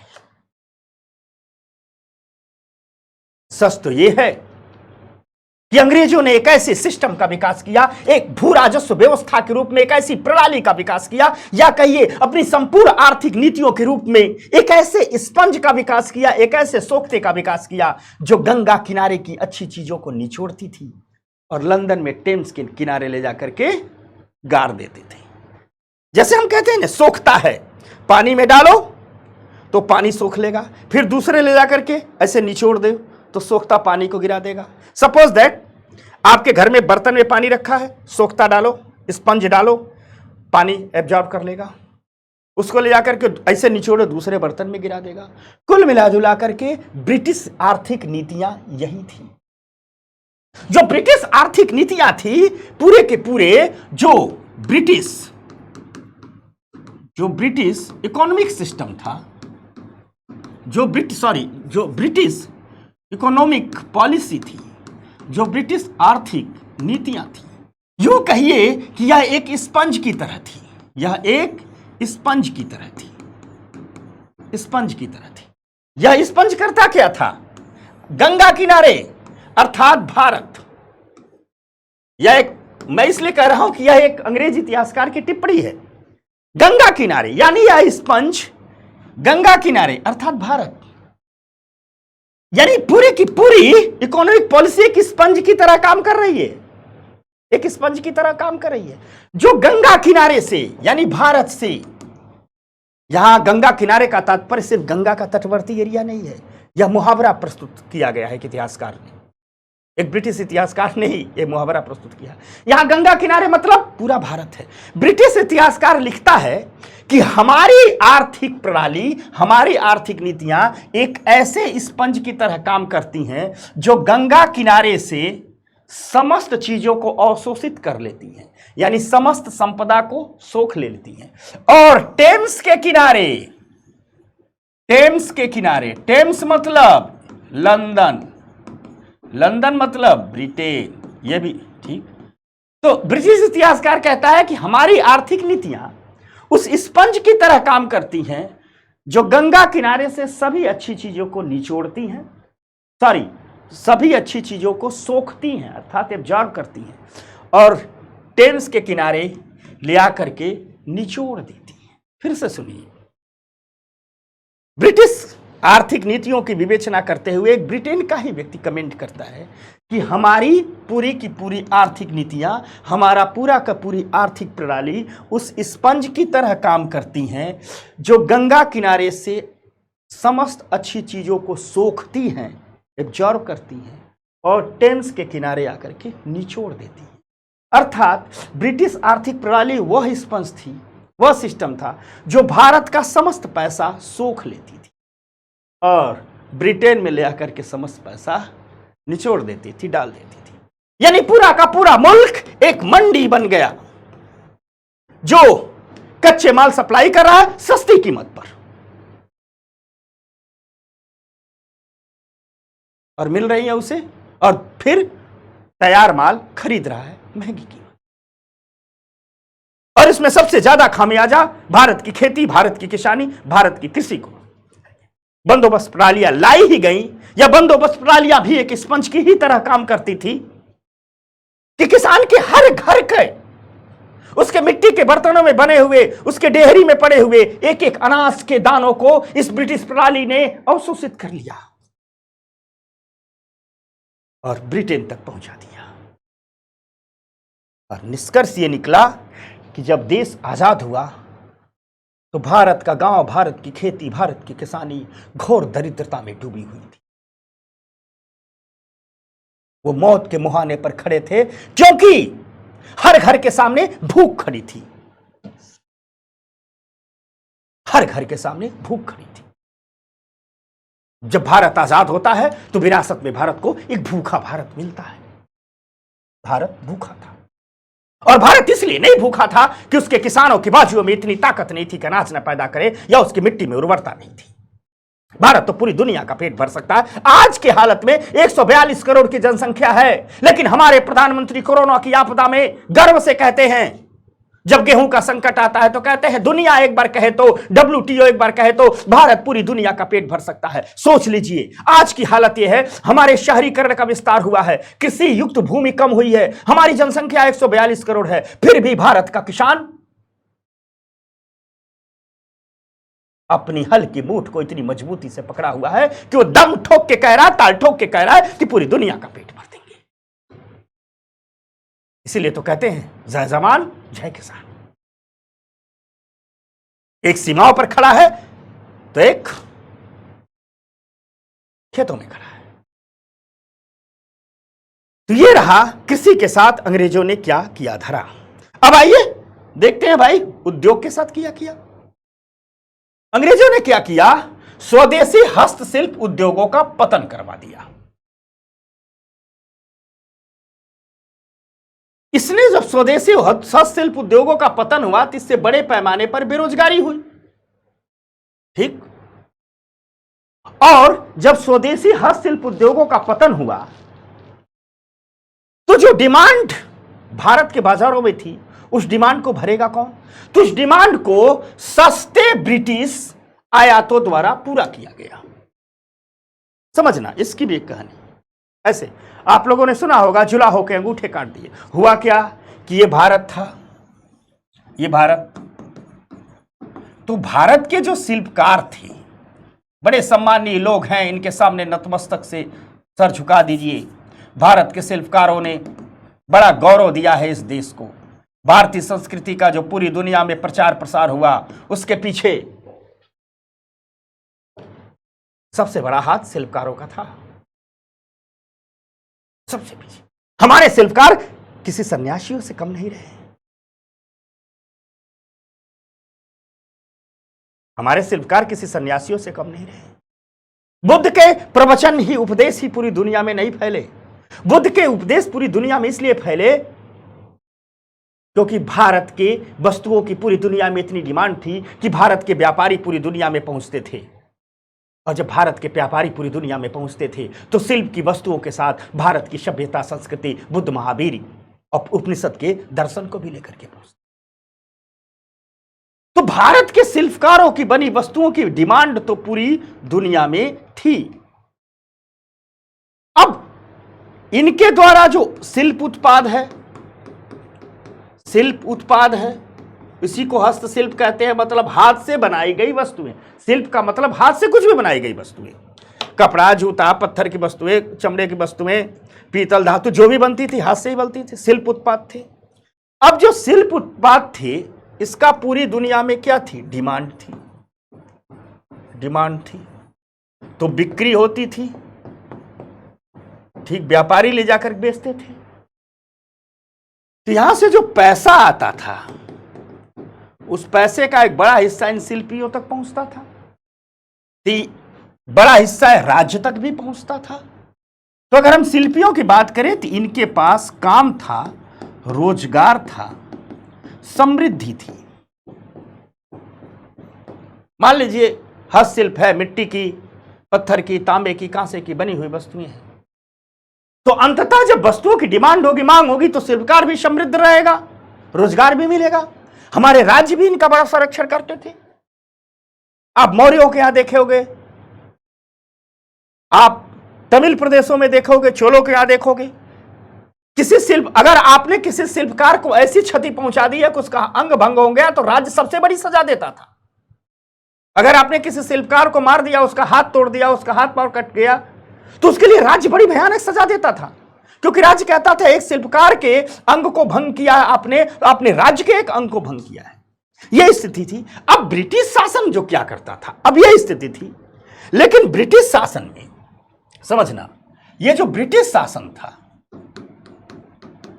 ब्रिटिश शासन भारत के शिल्पकार जो वस्तुएं बनाते थे वही वस्तुएं ब्रिटिश शासन उद्योगों से बनाने लगा। जैसे मान लो कपड़े हुए, ठीक, जूते हुए, ठीक, विभिन्न प्रकार के कृषि औजार हुए, ये सारा कहां बनने लगे? ये सारा उद्योगों में बनने लगे। और इनको इन सारे उद्योगों में बने जो भी ये वस्तुएं थी, इन वस्तुओं को उन्हें बेचना था, सेल करना था, सेल करने के लिए ब्रिटेन की जनसंख्या इतनी नहीं थी कितनी खपत कर ले, तो उन्हें एक मंडी चाहिए थी, यह मंडी उन्होंने भारत को बना दिया और भारत में अपने उद्योगों द्वारा बनी वस्तुओं को भर दिया,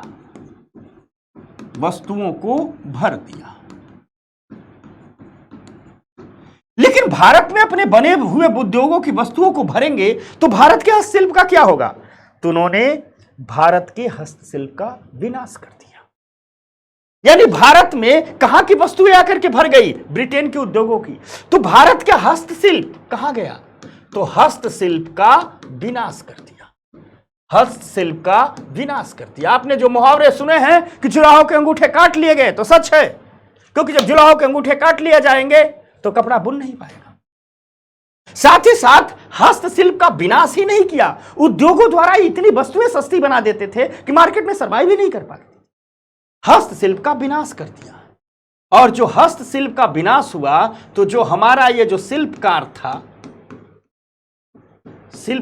था यह मार्केट में बेरोजगार हो गया, अकेला हो गया। पहले के बेरोजगार हो गया, अकेला हो गया। पहले के जो राजा महाराजा थे ना, इसको अकेला नहीं छोड़ते थे, शासन हमेशा शिल्पकारों के साथ खड़ा रहता था। ये शिल्पकार जो वस्तुएं बनाते थे, स्थानीय राज्य ही उनको खरीद लेते थे, क्योंकि भारत का जो शिल्पकार जैसे वस्तुएं बनाएगा वही तो यहाँ के राजा पहनेंगे, सेनाएं पहनेंगी, वही तो बनाएगा। अब मान लीजिए सेनाएं ड्रेस पहनती थी, भारत के राजा लोग कुर्ता धोती पहनते थे, पगड़ी लगाते थे, सब कुछ करते थे, सेनाएं भी वैसा ड्रेस पहनती थी, तो भारत के कपड़ा सिलने वाले लोगों को तो की बड़ी डिमांड होगी।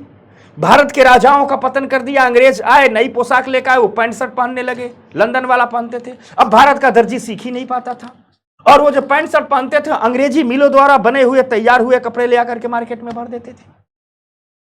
यानी उन्होंने क्या किया कि भारत की वस्तुओं का भारतीय बाजारों से विनाश तो कर ही दिया, शिल्पकारों का विनाश तो कर ही दिया, और जो डिमांड गैप था जो उसे भर दिया किससे? ब्रिटेन की बनी हुई वस्तुओं से। इससे भारत का शिल्पकार बेरोजगार तो हो गया, अकेला भी हो गया, और यह भी गरीबी में ही चला गया। और जब यह गरीबी में चला गया तो इसका परिणाम यह हुआ कि यह जो समृद्ध तबका था यह भी बड़ी गरीब हो गया, यह भी अब खेती किसानी की ओर मुड़ गया। जो हाथ हुनर से भरे हुए थे, बड़ी बारीक से बारीक कलाकारियां कर देते थे, वे भी अब जंगल साफ करके खेती करने लगे। और जब खेती में गए तो दुर्दिनों ने उनका वहां भी पीछा नहीं छोड़ा, वहां भी जो उत्पादन किए लगान का बड़ा हिस्सा अंग्रेज लेकर के चले। यानी सिर्फ किसान ही मारा नहीं गया, वो शिल्पकार भी मारा गया, जिसके हुनर की तारीफ पूरी दुनिया करती थी। यह सच है कि जब 19वीं शताब्दी आई तो 19वीं शताब्दी के उत्तरार्ध के दौरान आधुनिक उद्योगों ने भारत में जड़ जमाना शुरू किया, लेकिन इसकी प्रगति बहुत धीमी रही, बहुत धीमी, इक्का दुक्का थी। आधुनिक उद्योग शुरू में कपास पर आधारित थे, जो मुख्यतः महाराष्ट्र और गुजरात में थे। साथ ही साथ कुछ जूट के बने कपड़े पर आधारित थे, जो बंगाल के मिलों तक ही सीमित थे। यानी जो आधुनिक उद्योग लगे भी वह भी सिर्फ वही बंगाल और महाराष्ट्र और गुजरात तक हैं, वो भी बड़ी संख्या में, वो भी सिर्फ कपास आधारित उद्योग थे, जूट मिले थी, उन पर भी कुछ भारतीयों और अधिकतम ब्रिटिश प्रभुत्व ही था।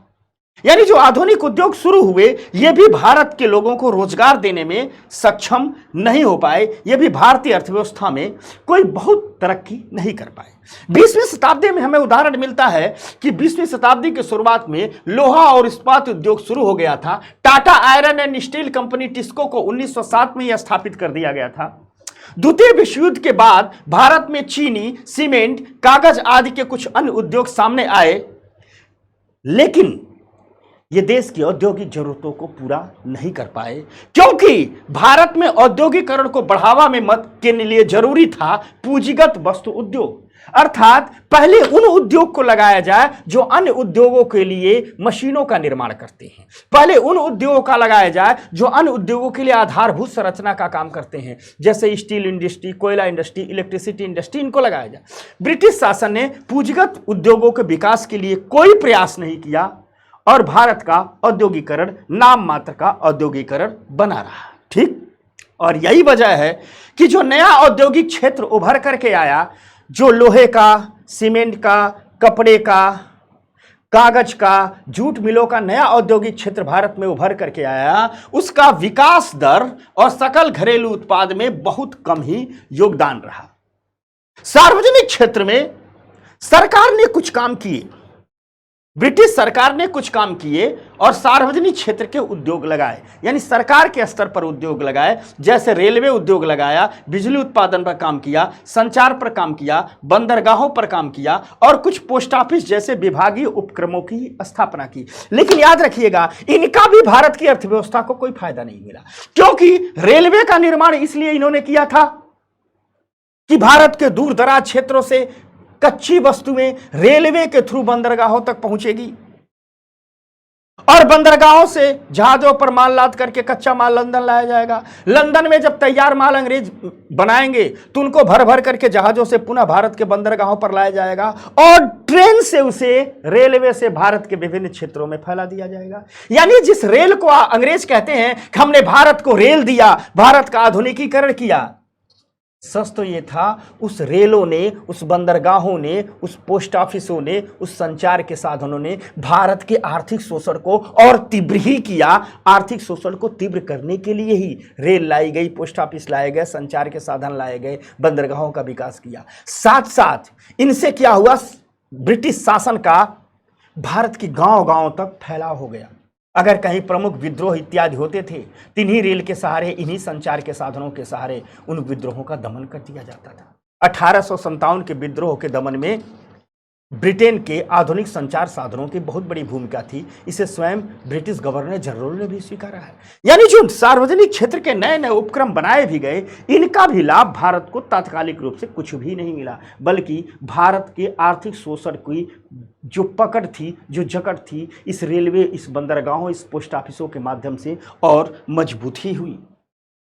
अगर विदेशी बात की जाए तो भारत प्राचीन काल से एक महत्वपूर्ण व्यापारिक राष्ट्र रहा है। कमोडिटी उत्पादन यानी वस्तुओं का उत्पादन, व्यापार और टैरिफ की प्रतिबंधात्मक औपनिवेशिक नीतियों ने भारत की व्यापार की संरचना और मात्रा पर प्रतिकूल प्रभाव डाला। याद रखना, इसको समझाता हूं। भारत में स्वतंत्र व्यापार था, वस्तु उत्पादन कीजिए, कहीं ले जाइए, कहीं बेचिए, प्रॉफिट कमाइए। अंग्रेजों ने क्या किया कि भारत के वस्तु उत्पादन, कमोडिटी मतलब वस्तु उत्पादन, व्यापार और टैरिफ की एक अजीब सी नीति अपना दी। अंग्रेजों ने क्या किया कि जैसे जब ब्रिटिश शासन आ गया, जैसे मान लीजिए भारत पर ही आ गया ब्रिटिश शासन, ठीक। अब देखिए अंग्रेज कितने होशियार है। नक्शे पर मत जाइएगा, ये प्रतीकात्मक मैं बना रहा हूं, ये भूगोल की कक्षा नहीं है कि प्योर नक्शा बने, ये हम सिंबॉलिक ऐसे खींच देते हैं कि समझ लीजिए, ठीक ना। तो मान लीजिए ये इंडिया है। अंग्रेज करते क्या, मान लीजिए ये इंडिया है, ठीक, ये इंडिया है, शासन उनका, तो आर्थिक नीतियां वही बनाएंगे। तो उन्होंने क्या किया कि यह है ब्रिटेन, यह है ब्रिटेन।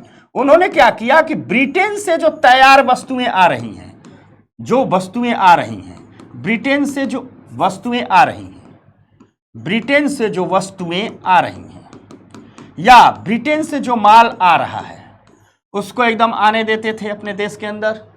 जहां से ले आए जा रहे हैं, रेलवे के थ्रू जा रहे हैं, रेल लेकर के जा रही हैं एकदम,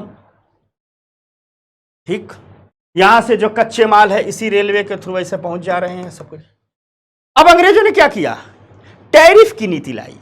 अंग्रेजों ने कहा क्या किया कि दुनिया के अन्य देश, दुनिया के अन्य देशों से जो वस्तुएं आती थी, मान लीजिए दुनिया के अन्य देश हैं, अगर भारत का कोई व्यापारी दुनिया के अन्य देशों से वस्तुएं मंगा रहा है या अन्य देशों के व्यापारी भारत आ रहे हैं कि चलो भाई यहां कुछ बेचेंगे, खरीद के लाएंगे, तो दुनिया के अन्य देशों से जो लोग आते थे उनके लिए ब्रिटिश शासन ने क्या किया कि मान लीजिए दुनिया के किसी अन्य देश से आ रहे हैं, किसी देश से ये लोग आ रहे हैं, तो ब्रिटिश शासन ने क्या कहा कि इंडिया में अगर बेचोगे तो इन पर हैवी टैरिफ लगा दिया, हैवी टैरिफ लगा दिया।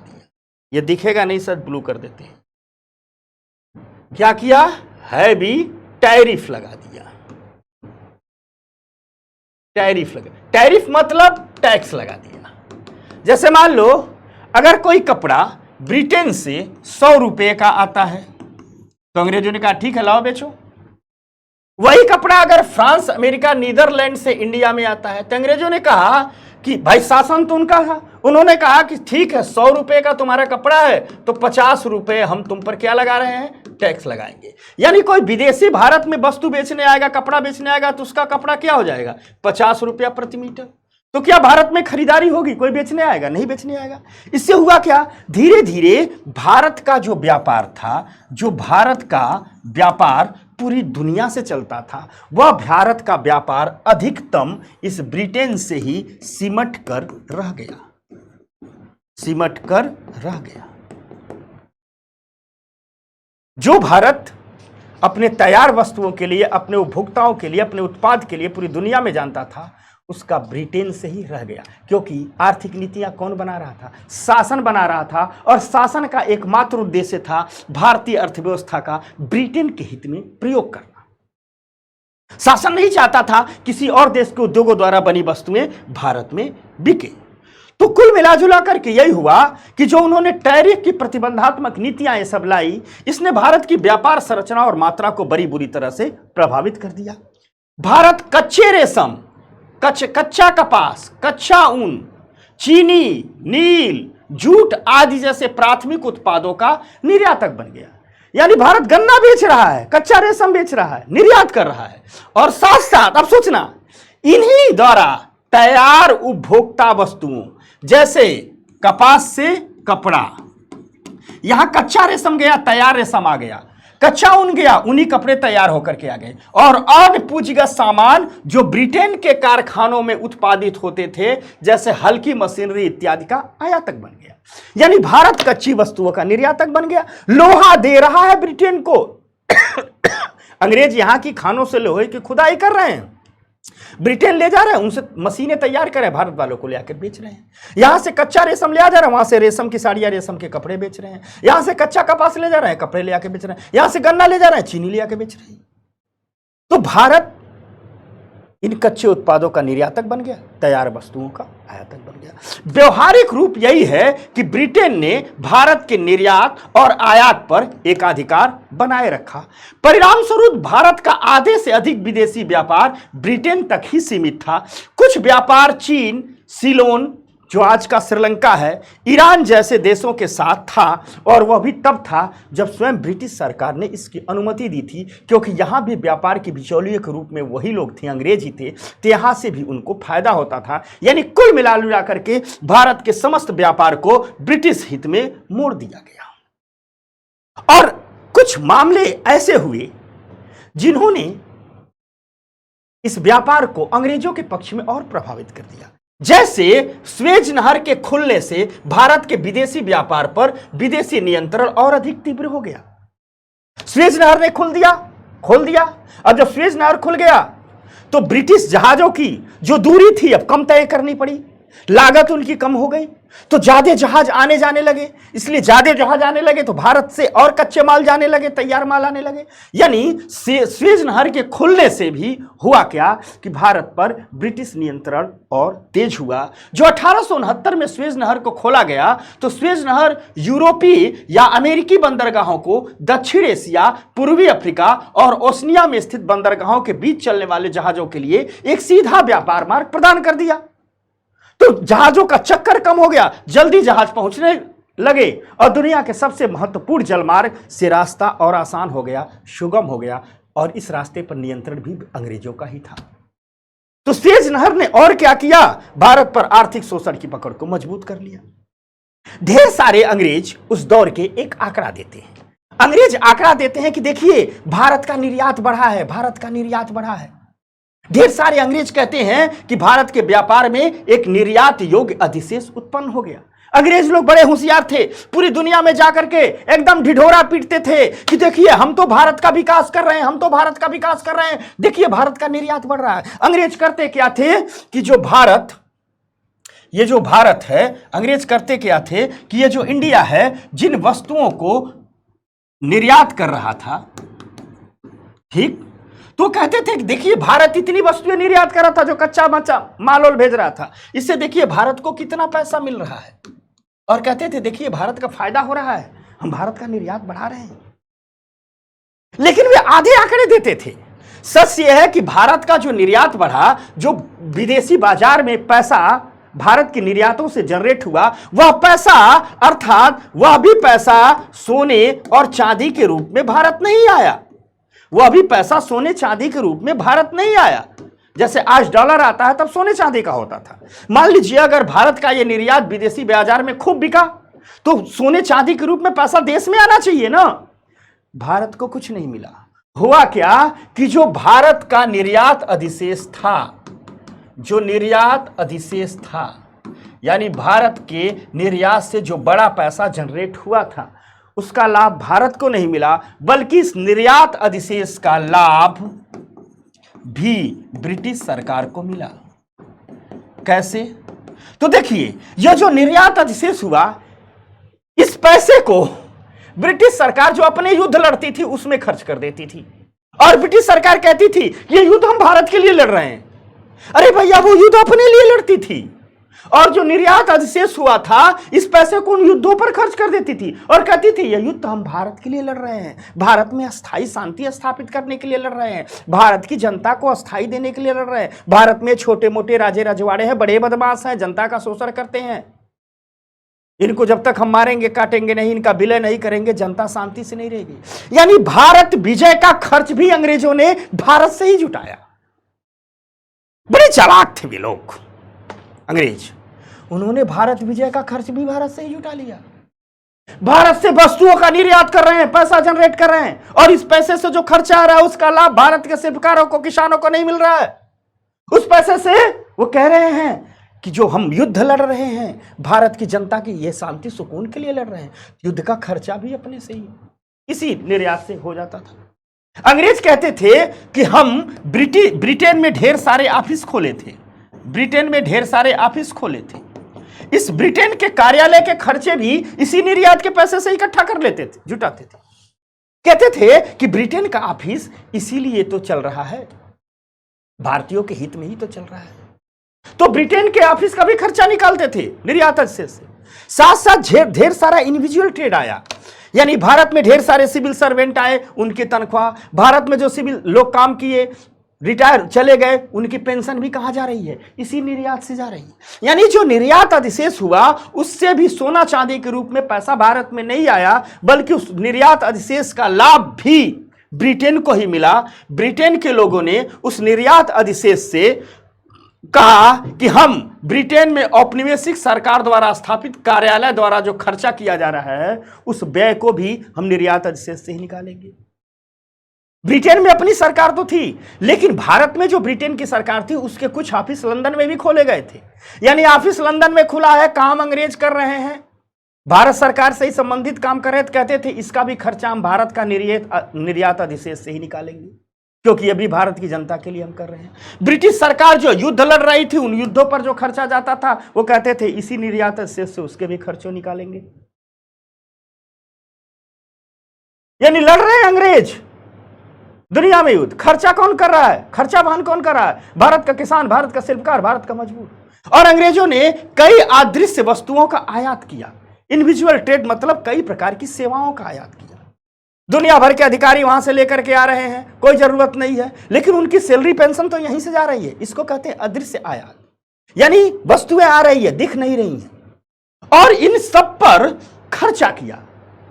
और कुल मिलाजुला कर हुआ क्या कि एक तो कच्चे माल के रूप में पैसा बाहर गया, जो वहां से तैयार वस्तुएं आई उसके रूप में पैसा हमने खरीदा, पैसा बाहर गया। इस दौरान व्यापार में कुछ अगर पैसा कमाया भी तो उसका लाभ भारत की जनता को नहीं मिला। वो जो निर्यात अधिशेष उत्पन्न हो गया था उसको कहा गया कि ब्रिटेन में जो औपनिवेशिक कार्यालय स्थापित हुआ है उसका खर्चा चलेगा, ब्रिटिश सरकार जो युद्ध लड़ रही है उसके व्यय उसका भी खर्चा यहीं से निकलेगा, और जो भारत में विभिन्न प्रकार के सिविल सर्वेंट, विभिन्न प्रकार की सेवाएं आ रही है, नए न्यायालय स्थापित हो रहे हैं, नई सर्विसेज स्थापित हो रही है, नए पोस्ट ऑफिस बन रहे हैं, ये सच है कि ये इसमें से कुछ भी भारतीयों के लिए नहीं बनाया गया था, भारतीयों के लाभ के लिए नहीं बनाया गया था, लेकिन खर्चा भारतीयों से वसूल किया गया और अंततः भारतीय धन की निकासी ही हुई। इसीलिए हमने कहा है ना कि एक चित्र बना के आपको समझाया है कि जो पूरा का पूरा ब्रिटिश सिस्टम था, पूरा का पूरा ब्रिटिश सिस्टम था, ब्रिटिश सिस्टम एक स्पंज की भांति काम करता था। ब्रिटिश सिस्टम पूरी की पूरी ब्रिटिश इकोनॉमिक पॉलिसी, ब्रिटिश आर्थिक नीतियां एक स्पंज की तरह काम करती थी, जो भारत से समस्त अच्छी वस्तुओं को यानी पैसे को सोखती थी और टेम्स के किनारे जाकर के निचोड़ देती थी, यानी ब्रिटेन में जाकर के निचोड़ देती थी। यह हालात थे औद्योगिक क्षेत्र के, यह हालात थे व्यापारिक क्षेत्र के, यह हालात थे विदेश व्यापार के।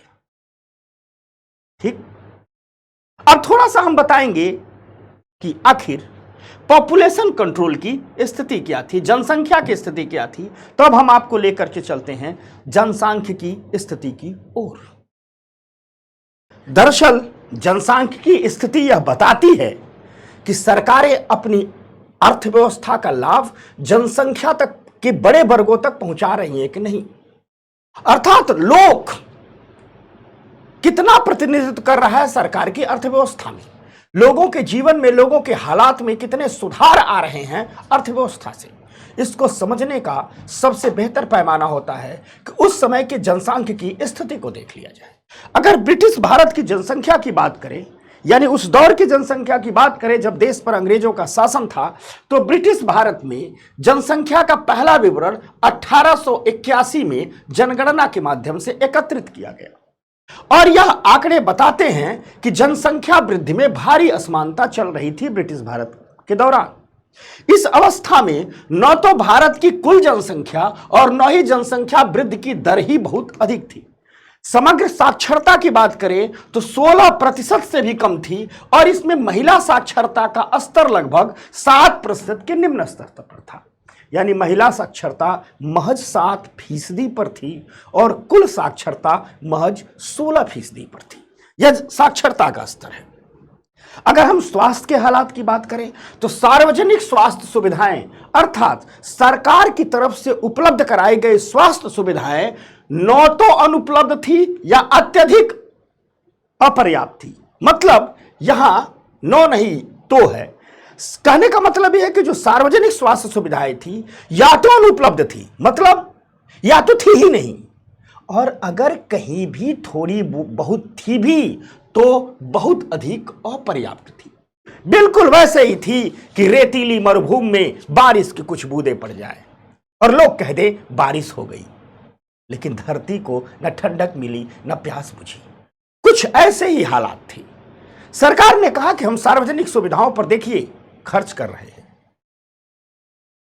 सच बिल्कुल इसके खिलाफ था। आंकड़े यही बताते हैं कि सार्वजनिक स्वास्थ्य सुविधाएं थी ही नहीं, और अगर कहीं नाम मात्र की थी तो नाम मात्र की ही थी, जनसंख्या के हिसाब से बिल्कुल अपर्याप्त थी। पानी और हवा से होने वाली बीमारियां बड़े पैमाने पर थी जिनका जीवन पर भी भारी असर था। कुल मिला जुला करके अगर कहे कि मृत्यु दर बहुत अधिक थी।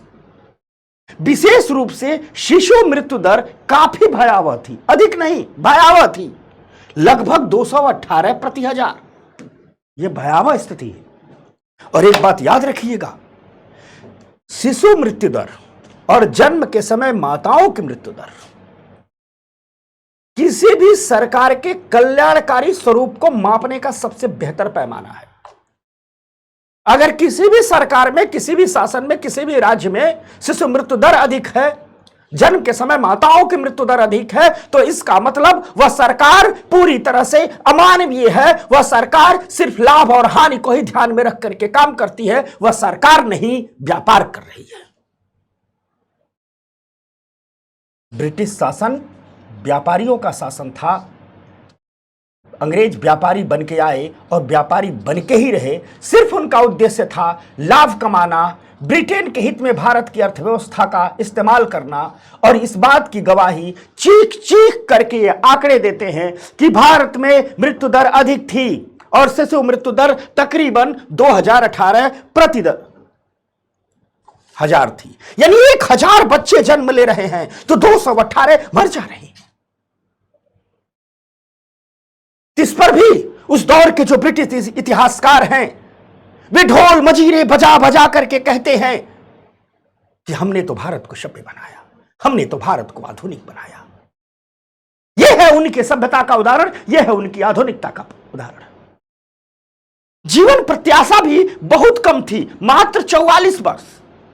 जीवन प्रत्याशा से तात्पर्य यह होता है कि किसी भी देश में जब किसी बच्चे का जन्म होता है तो उस समय देश की आधारभूत स्वास्थ्य संरचनाएं कितनी हैं, कैसी हैं कि जिसमें एक बच्चा कितने दिनों तक जी सकेगा। अर्थात जीवन प्रत्याशा एक प्रकार का मैथ्स है जो बताता है कि जितनी ये आधारभूत संरचना है स्वास्थ्य से संबंधित, इस आधारभूत संरचना में कोई व्यक्ति कितने दिनों तक जिंदा रह सकता है। तो ब्रिटिश भारत में जो स्वास्थ्य से संबंधित आधारभूत संरचना थी, उस समय एक व्यक्ति औसत रूप से 44 वर्ष ही जी सकता था। जीवन प्रत्याशा मापदंड होती है पूरा का पूरा हेल्थ इंफ्रास्ट्रक्चर का। तो जीवन प्रत्याशा 44 वर्ष ही है, अर्थात एक आम हिंदुस्तानी 44 साल ही जीता था। सबके जीवन मरण का औसत निकाल दिया जाए तो 44 साल ही होता था। यह भी बताता है कि सरकारें अर्थव्यवस्था को निचोड़ तो रही थी, लेकिन उससे कुछ बूंदें भी भारत के लिए नहीं टपकती थी। वो सारा का सारा टेम्स के किनारे लंदन में जाकर के टपक जाती थी। औपनिवेशिक काल के दौरान भारत में व्यापक गरीबी व्याप्त थी, जिसने उस समय की भारत की जनसंख्या के बिगड़ते प्रोफाइल में योगदान दिया। जो जनसंख्या का प्रोफाइल बिगड़ा, जो जनसंख्या में स्वास्थ्य शिक्षा संबंधित स्थितियां खराब हुई, उसकी एक बड़ी वजह बढ़ती हुई गरीबी भी थी। अगर हम जनसंख्या से आगे निकल करके थोड़ा उस दौर की व्यवसायिक संरचना पर बात करें तो व्यवसायिक संरचना मूल रूप से विभिन्न उद्योगों और क्षेत्रों में कार्यरत व्यक्तियों का विवरण है।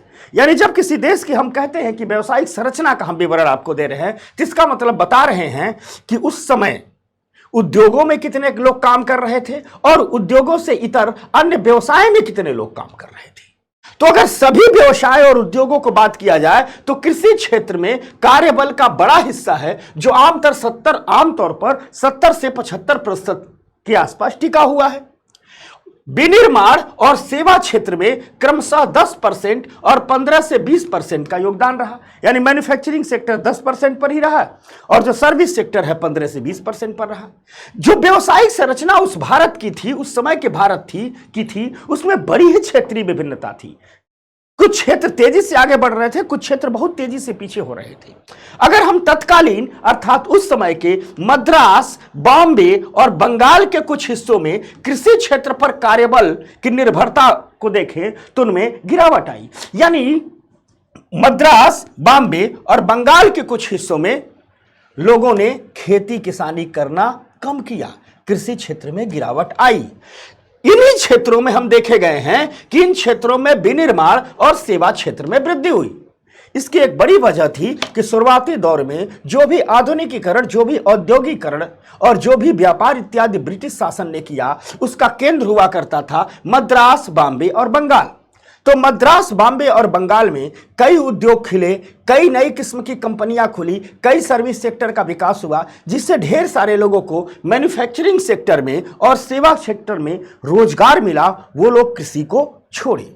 उड़ीसा, राजस्थान और हम पंजाब की बात करें तो यहां के हालात कुछ उल्टे थे। यहां के राज्यों में कृषि पर निर्भरता बढ़ी। यानी एक तरफ मद्रास, बॉम्बे और बंगाल के कुछ हिस्सों में कृषि में गिरावट आती है, रोजगार के लिए लोग मैन्युफैक्चरिंग सेक्टर और सर्विस सेक्टर की ओर बढ़ते हैं, तो दूसरी तरफ उड़ीसा, राजस्थान और पंजाब जैसे राज्यों में लोग खेती किसानी की ओर तेजी से बढ़ते हैं।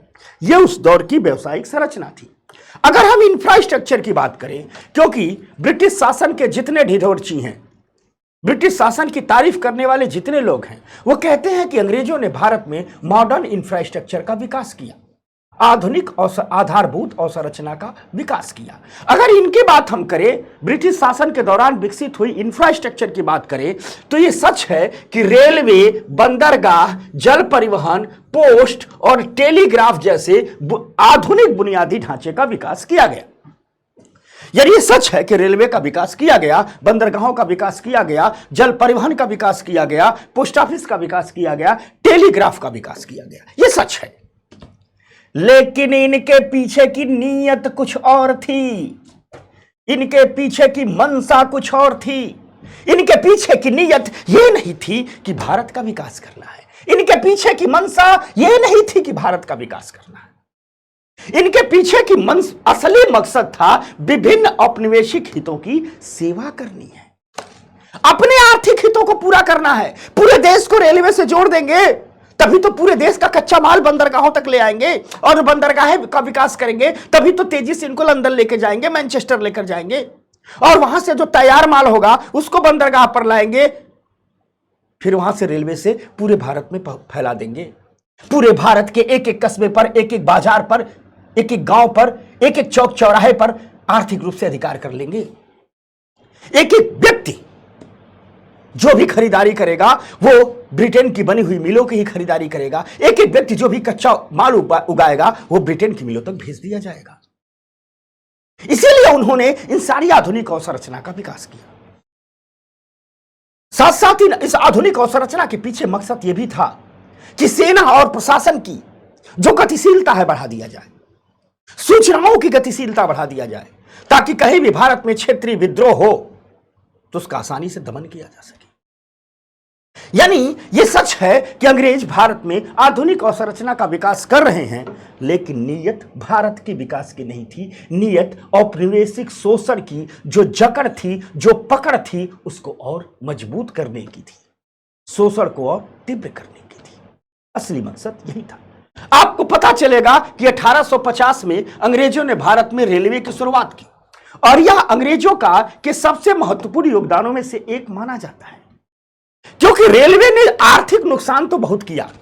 भारत के आर्थिक शोषण को तीव्र करने में रेलवे ने बहुत बड़ी भूमिका निभाई।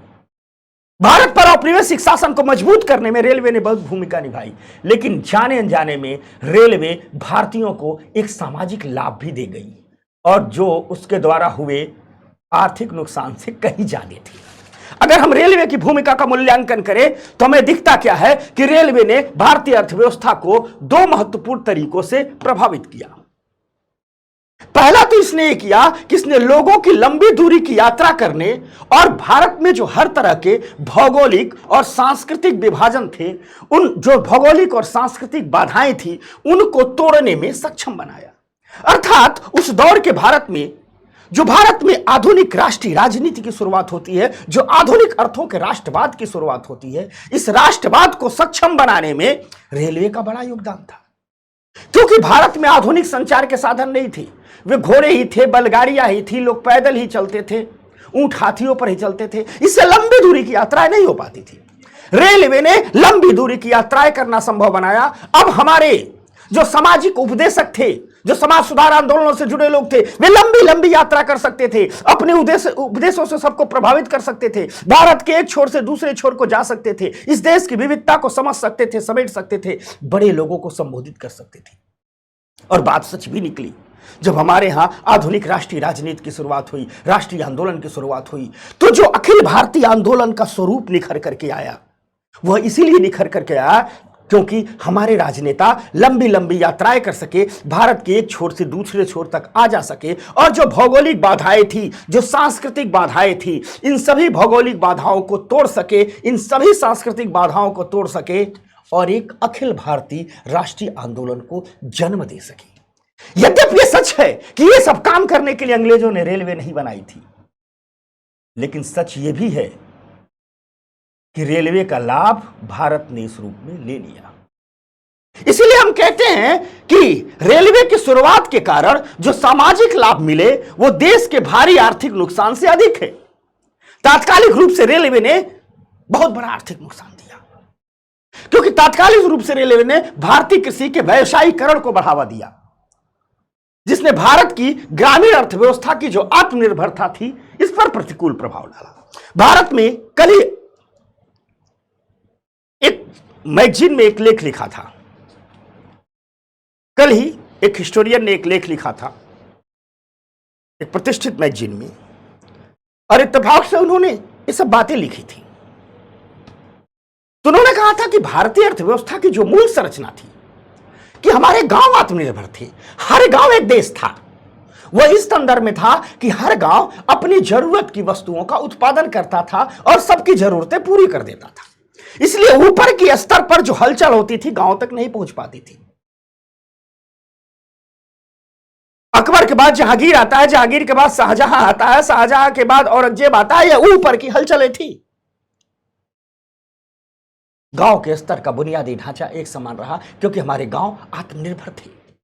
हर गांव अपनी जरूरत की वस्तुओं का उत्पादन करता था। कुछ एक चीजें थी जो बाहर से वो खरीदता था और उन्हीं चीजों का व्यापार वाणिज्य होता था, और इसलिए हमारे गांव अर्थव्यवस्था की धुरी थे, गांव में आत्मा बसती थी। ब्रिटिश शासन ने अर्थव्यवस्था की इस धुरी को ही तोड़ दिया।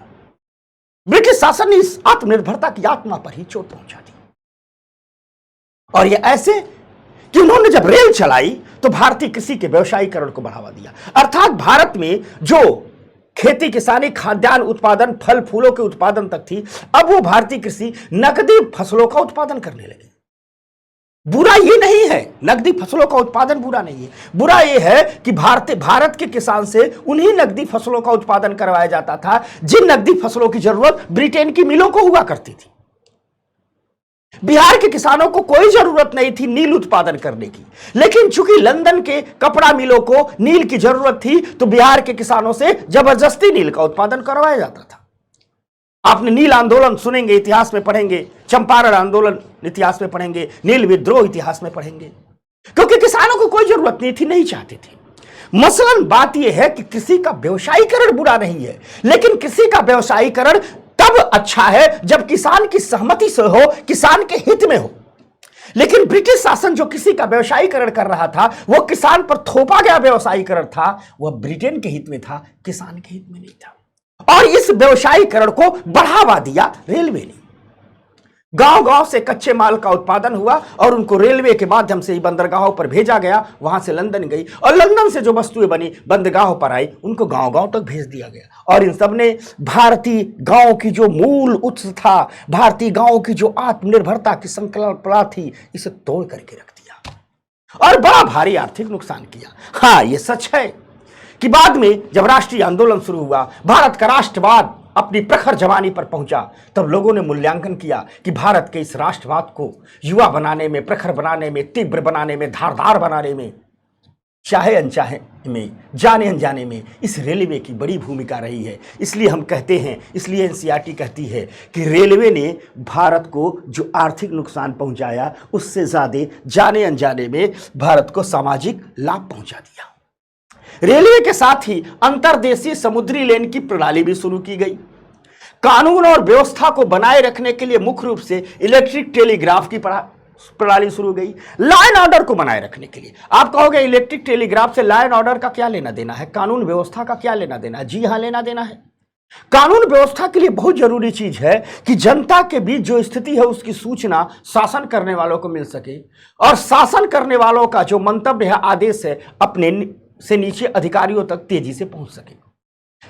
इस इलेक्ट्रिक टेलीग्राफ ने ब्रिटिश शासन की पकड़ को बहुत मजबूत बना दिया।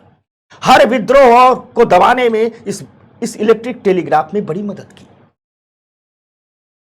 1857 के विद्रोह के बाद तो कई ब्रिटिश लड़ाकुओं ने लिखा है, जिन्होंने भारत में युद्ध लड़ा, कई ब्रिटिश जनरलों ने लिखा है कि हम तो ये युद्ध हार जाते अगर हमारे पास टेलीग्राफ सर्विस न रहती, सूचना और संचार पर हमारी पकड़ न रहती, हमारे पास रेलवे न रहती। क्योंकि सूचना और संचार पर पकड़ से अंग्रेजों को अपनी सेनाओं की लामबंदी करने में आसानी होती थी, अपनी फोर्स को ग्राउंड पर भेजने में आसानी होती थी, जनता के असंतोष को दबाने में आसानी होती थी। तो इलेक्ट्रिक टेलीग्राफ की जो शुरू किया गया वो भी इसलिए नहीं शुरू किया गया कि भारत को मॉडर्न इंफ्रास्ट्रक्चर दे रहे थे, वो भी इसलिए शुरू किया गया कि जितनी बेहतर कानून व्यवस्था रहेगी, जितना दबाव बना रहेगा, उतनी ही बेहतरी से व्यापार चलेगा। मान लीजिए किसी क्षेत्र में रिवोल्ट होता है तो फिर उस क्षेत्र का कच्चा माल अंग्रेज लेकर के कैसे जाएंगे, तैयार माल वहां लेकर के बेचेंगे कैसे।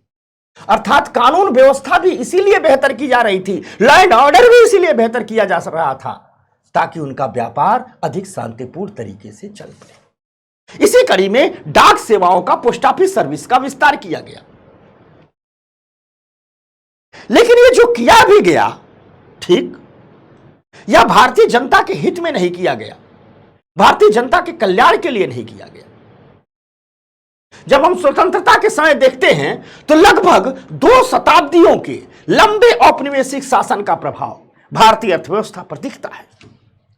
स्वतंत्रता की पूर्व संध्या की जब हम अर्थव्यवस्था की बात करते हैं, यानी भारत जब आजाद हुआ था तो विरासत में जो अर्थव्यवस्था मिली थी, जब उस पर नजर डालते हैं तो हमें दिखता क्या है कि 1947 में भारत को जो अर्थव्यवस्था मिल रही है, 200 साल के शोषण का परिणाम है अर्थव्यवस्था। भारतीय अर्थव्यवस्था के हर क्षेत्र पर, भारतीय अर्थव्यवस्था के सभी पहलुओं पर 2 शताब्दियों के औपनिवेशिक शासन का प्रभाव दिख रहा था। 2 शताब्दी मतलब 200 साल के औपनिवेशिक शासन का प्रभाव दिख रहा था। और इस 200 साल के औपनिवेशिक शासन का जो प्रभाव दिख रहा था, उसका परिणाम था व्यापक गरीबी, व्यापक बेरोजगारी और देश के सामने भारी सामाजिक और आर्थिक चुनौतियां। यानी निष्कर्ष यह है कि स्वतंत्रता के समय विरासत में हमें जो अर्थव्यवस्था मिली थी, उस अर्थव्यवस्था के लक्षण थे गरीबी, बेरोजगारी, सामाजिक चुनौतियां, आर्थिक चुनौतियां, वो भी थोड़ी मोड़ी नहीं, बहुत भारी, बहुत व्यापक।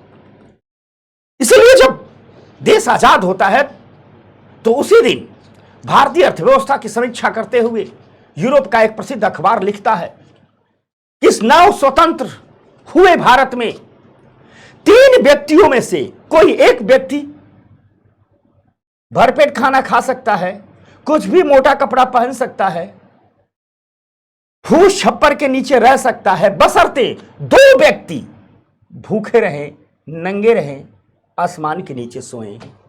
यही देन थी अंग्रेजों की भारत को, यही प्रभाव था ब्रिटिश शासन का भारतीय अर्थव्यवस्था पर। और जब देश आजाद होता है तो विरासत के रूप में हमें जो अर्थव्यवस्था मिलती है, वही मिलती है कि 3 में से 1 आदमी को हम का पेट भर सकते थे, मोटा सोटा पहना सकते थे, घास फूस छत छपरी के नीचे उसे सुला सकते थे, बशर्ते हम 1 को भूखा रखें, बशर्ते हम 2 को भूखा रखें, 2 को नंगा रखें, 2 को आसमान के नीचे सुलाएं। यही था कुल मिला जुला करके ब्रिटिश शासन का भारतीय अर्थव्यवस्था पर प्रभाव।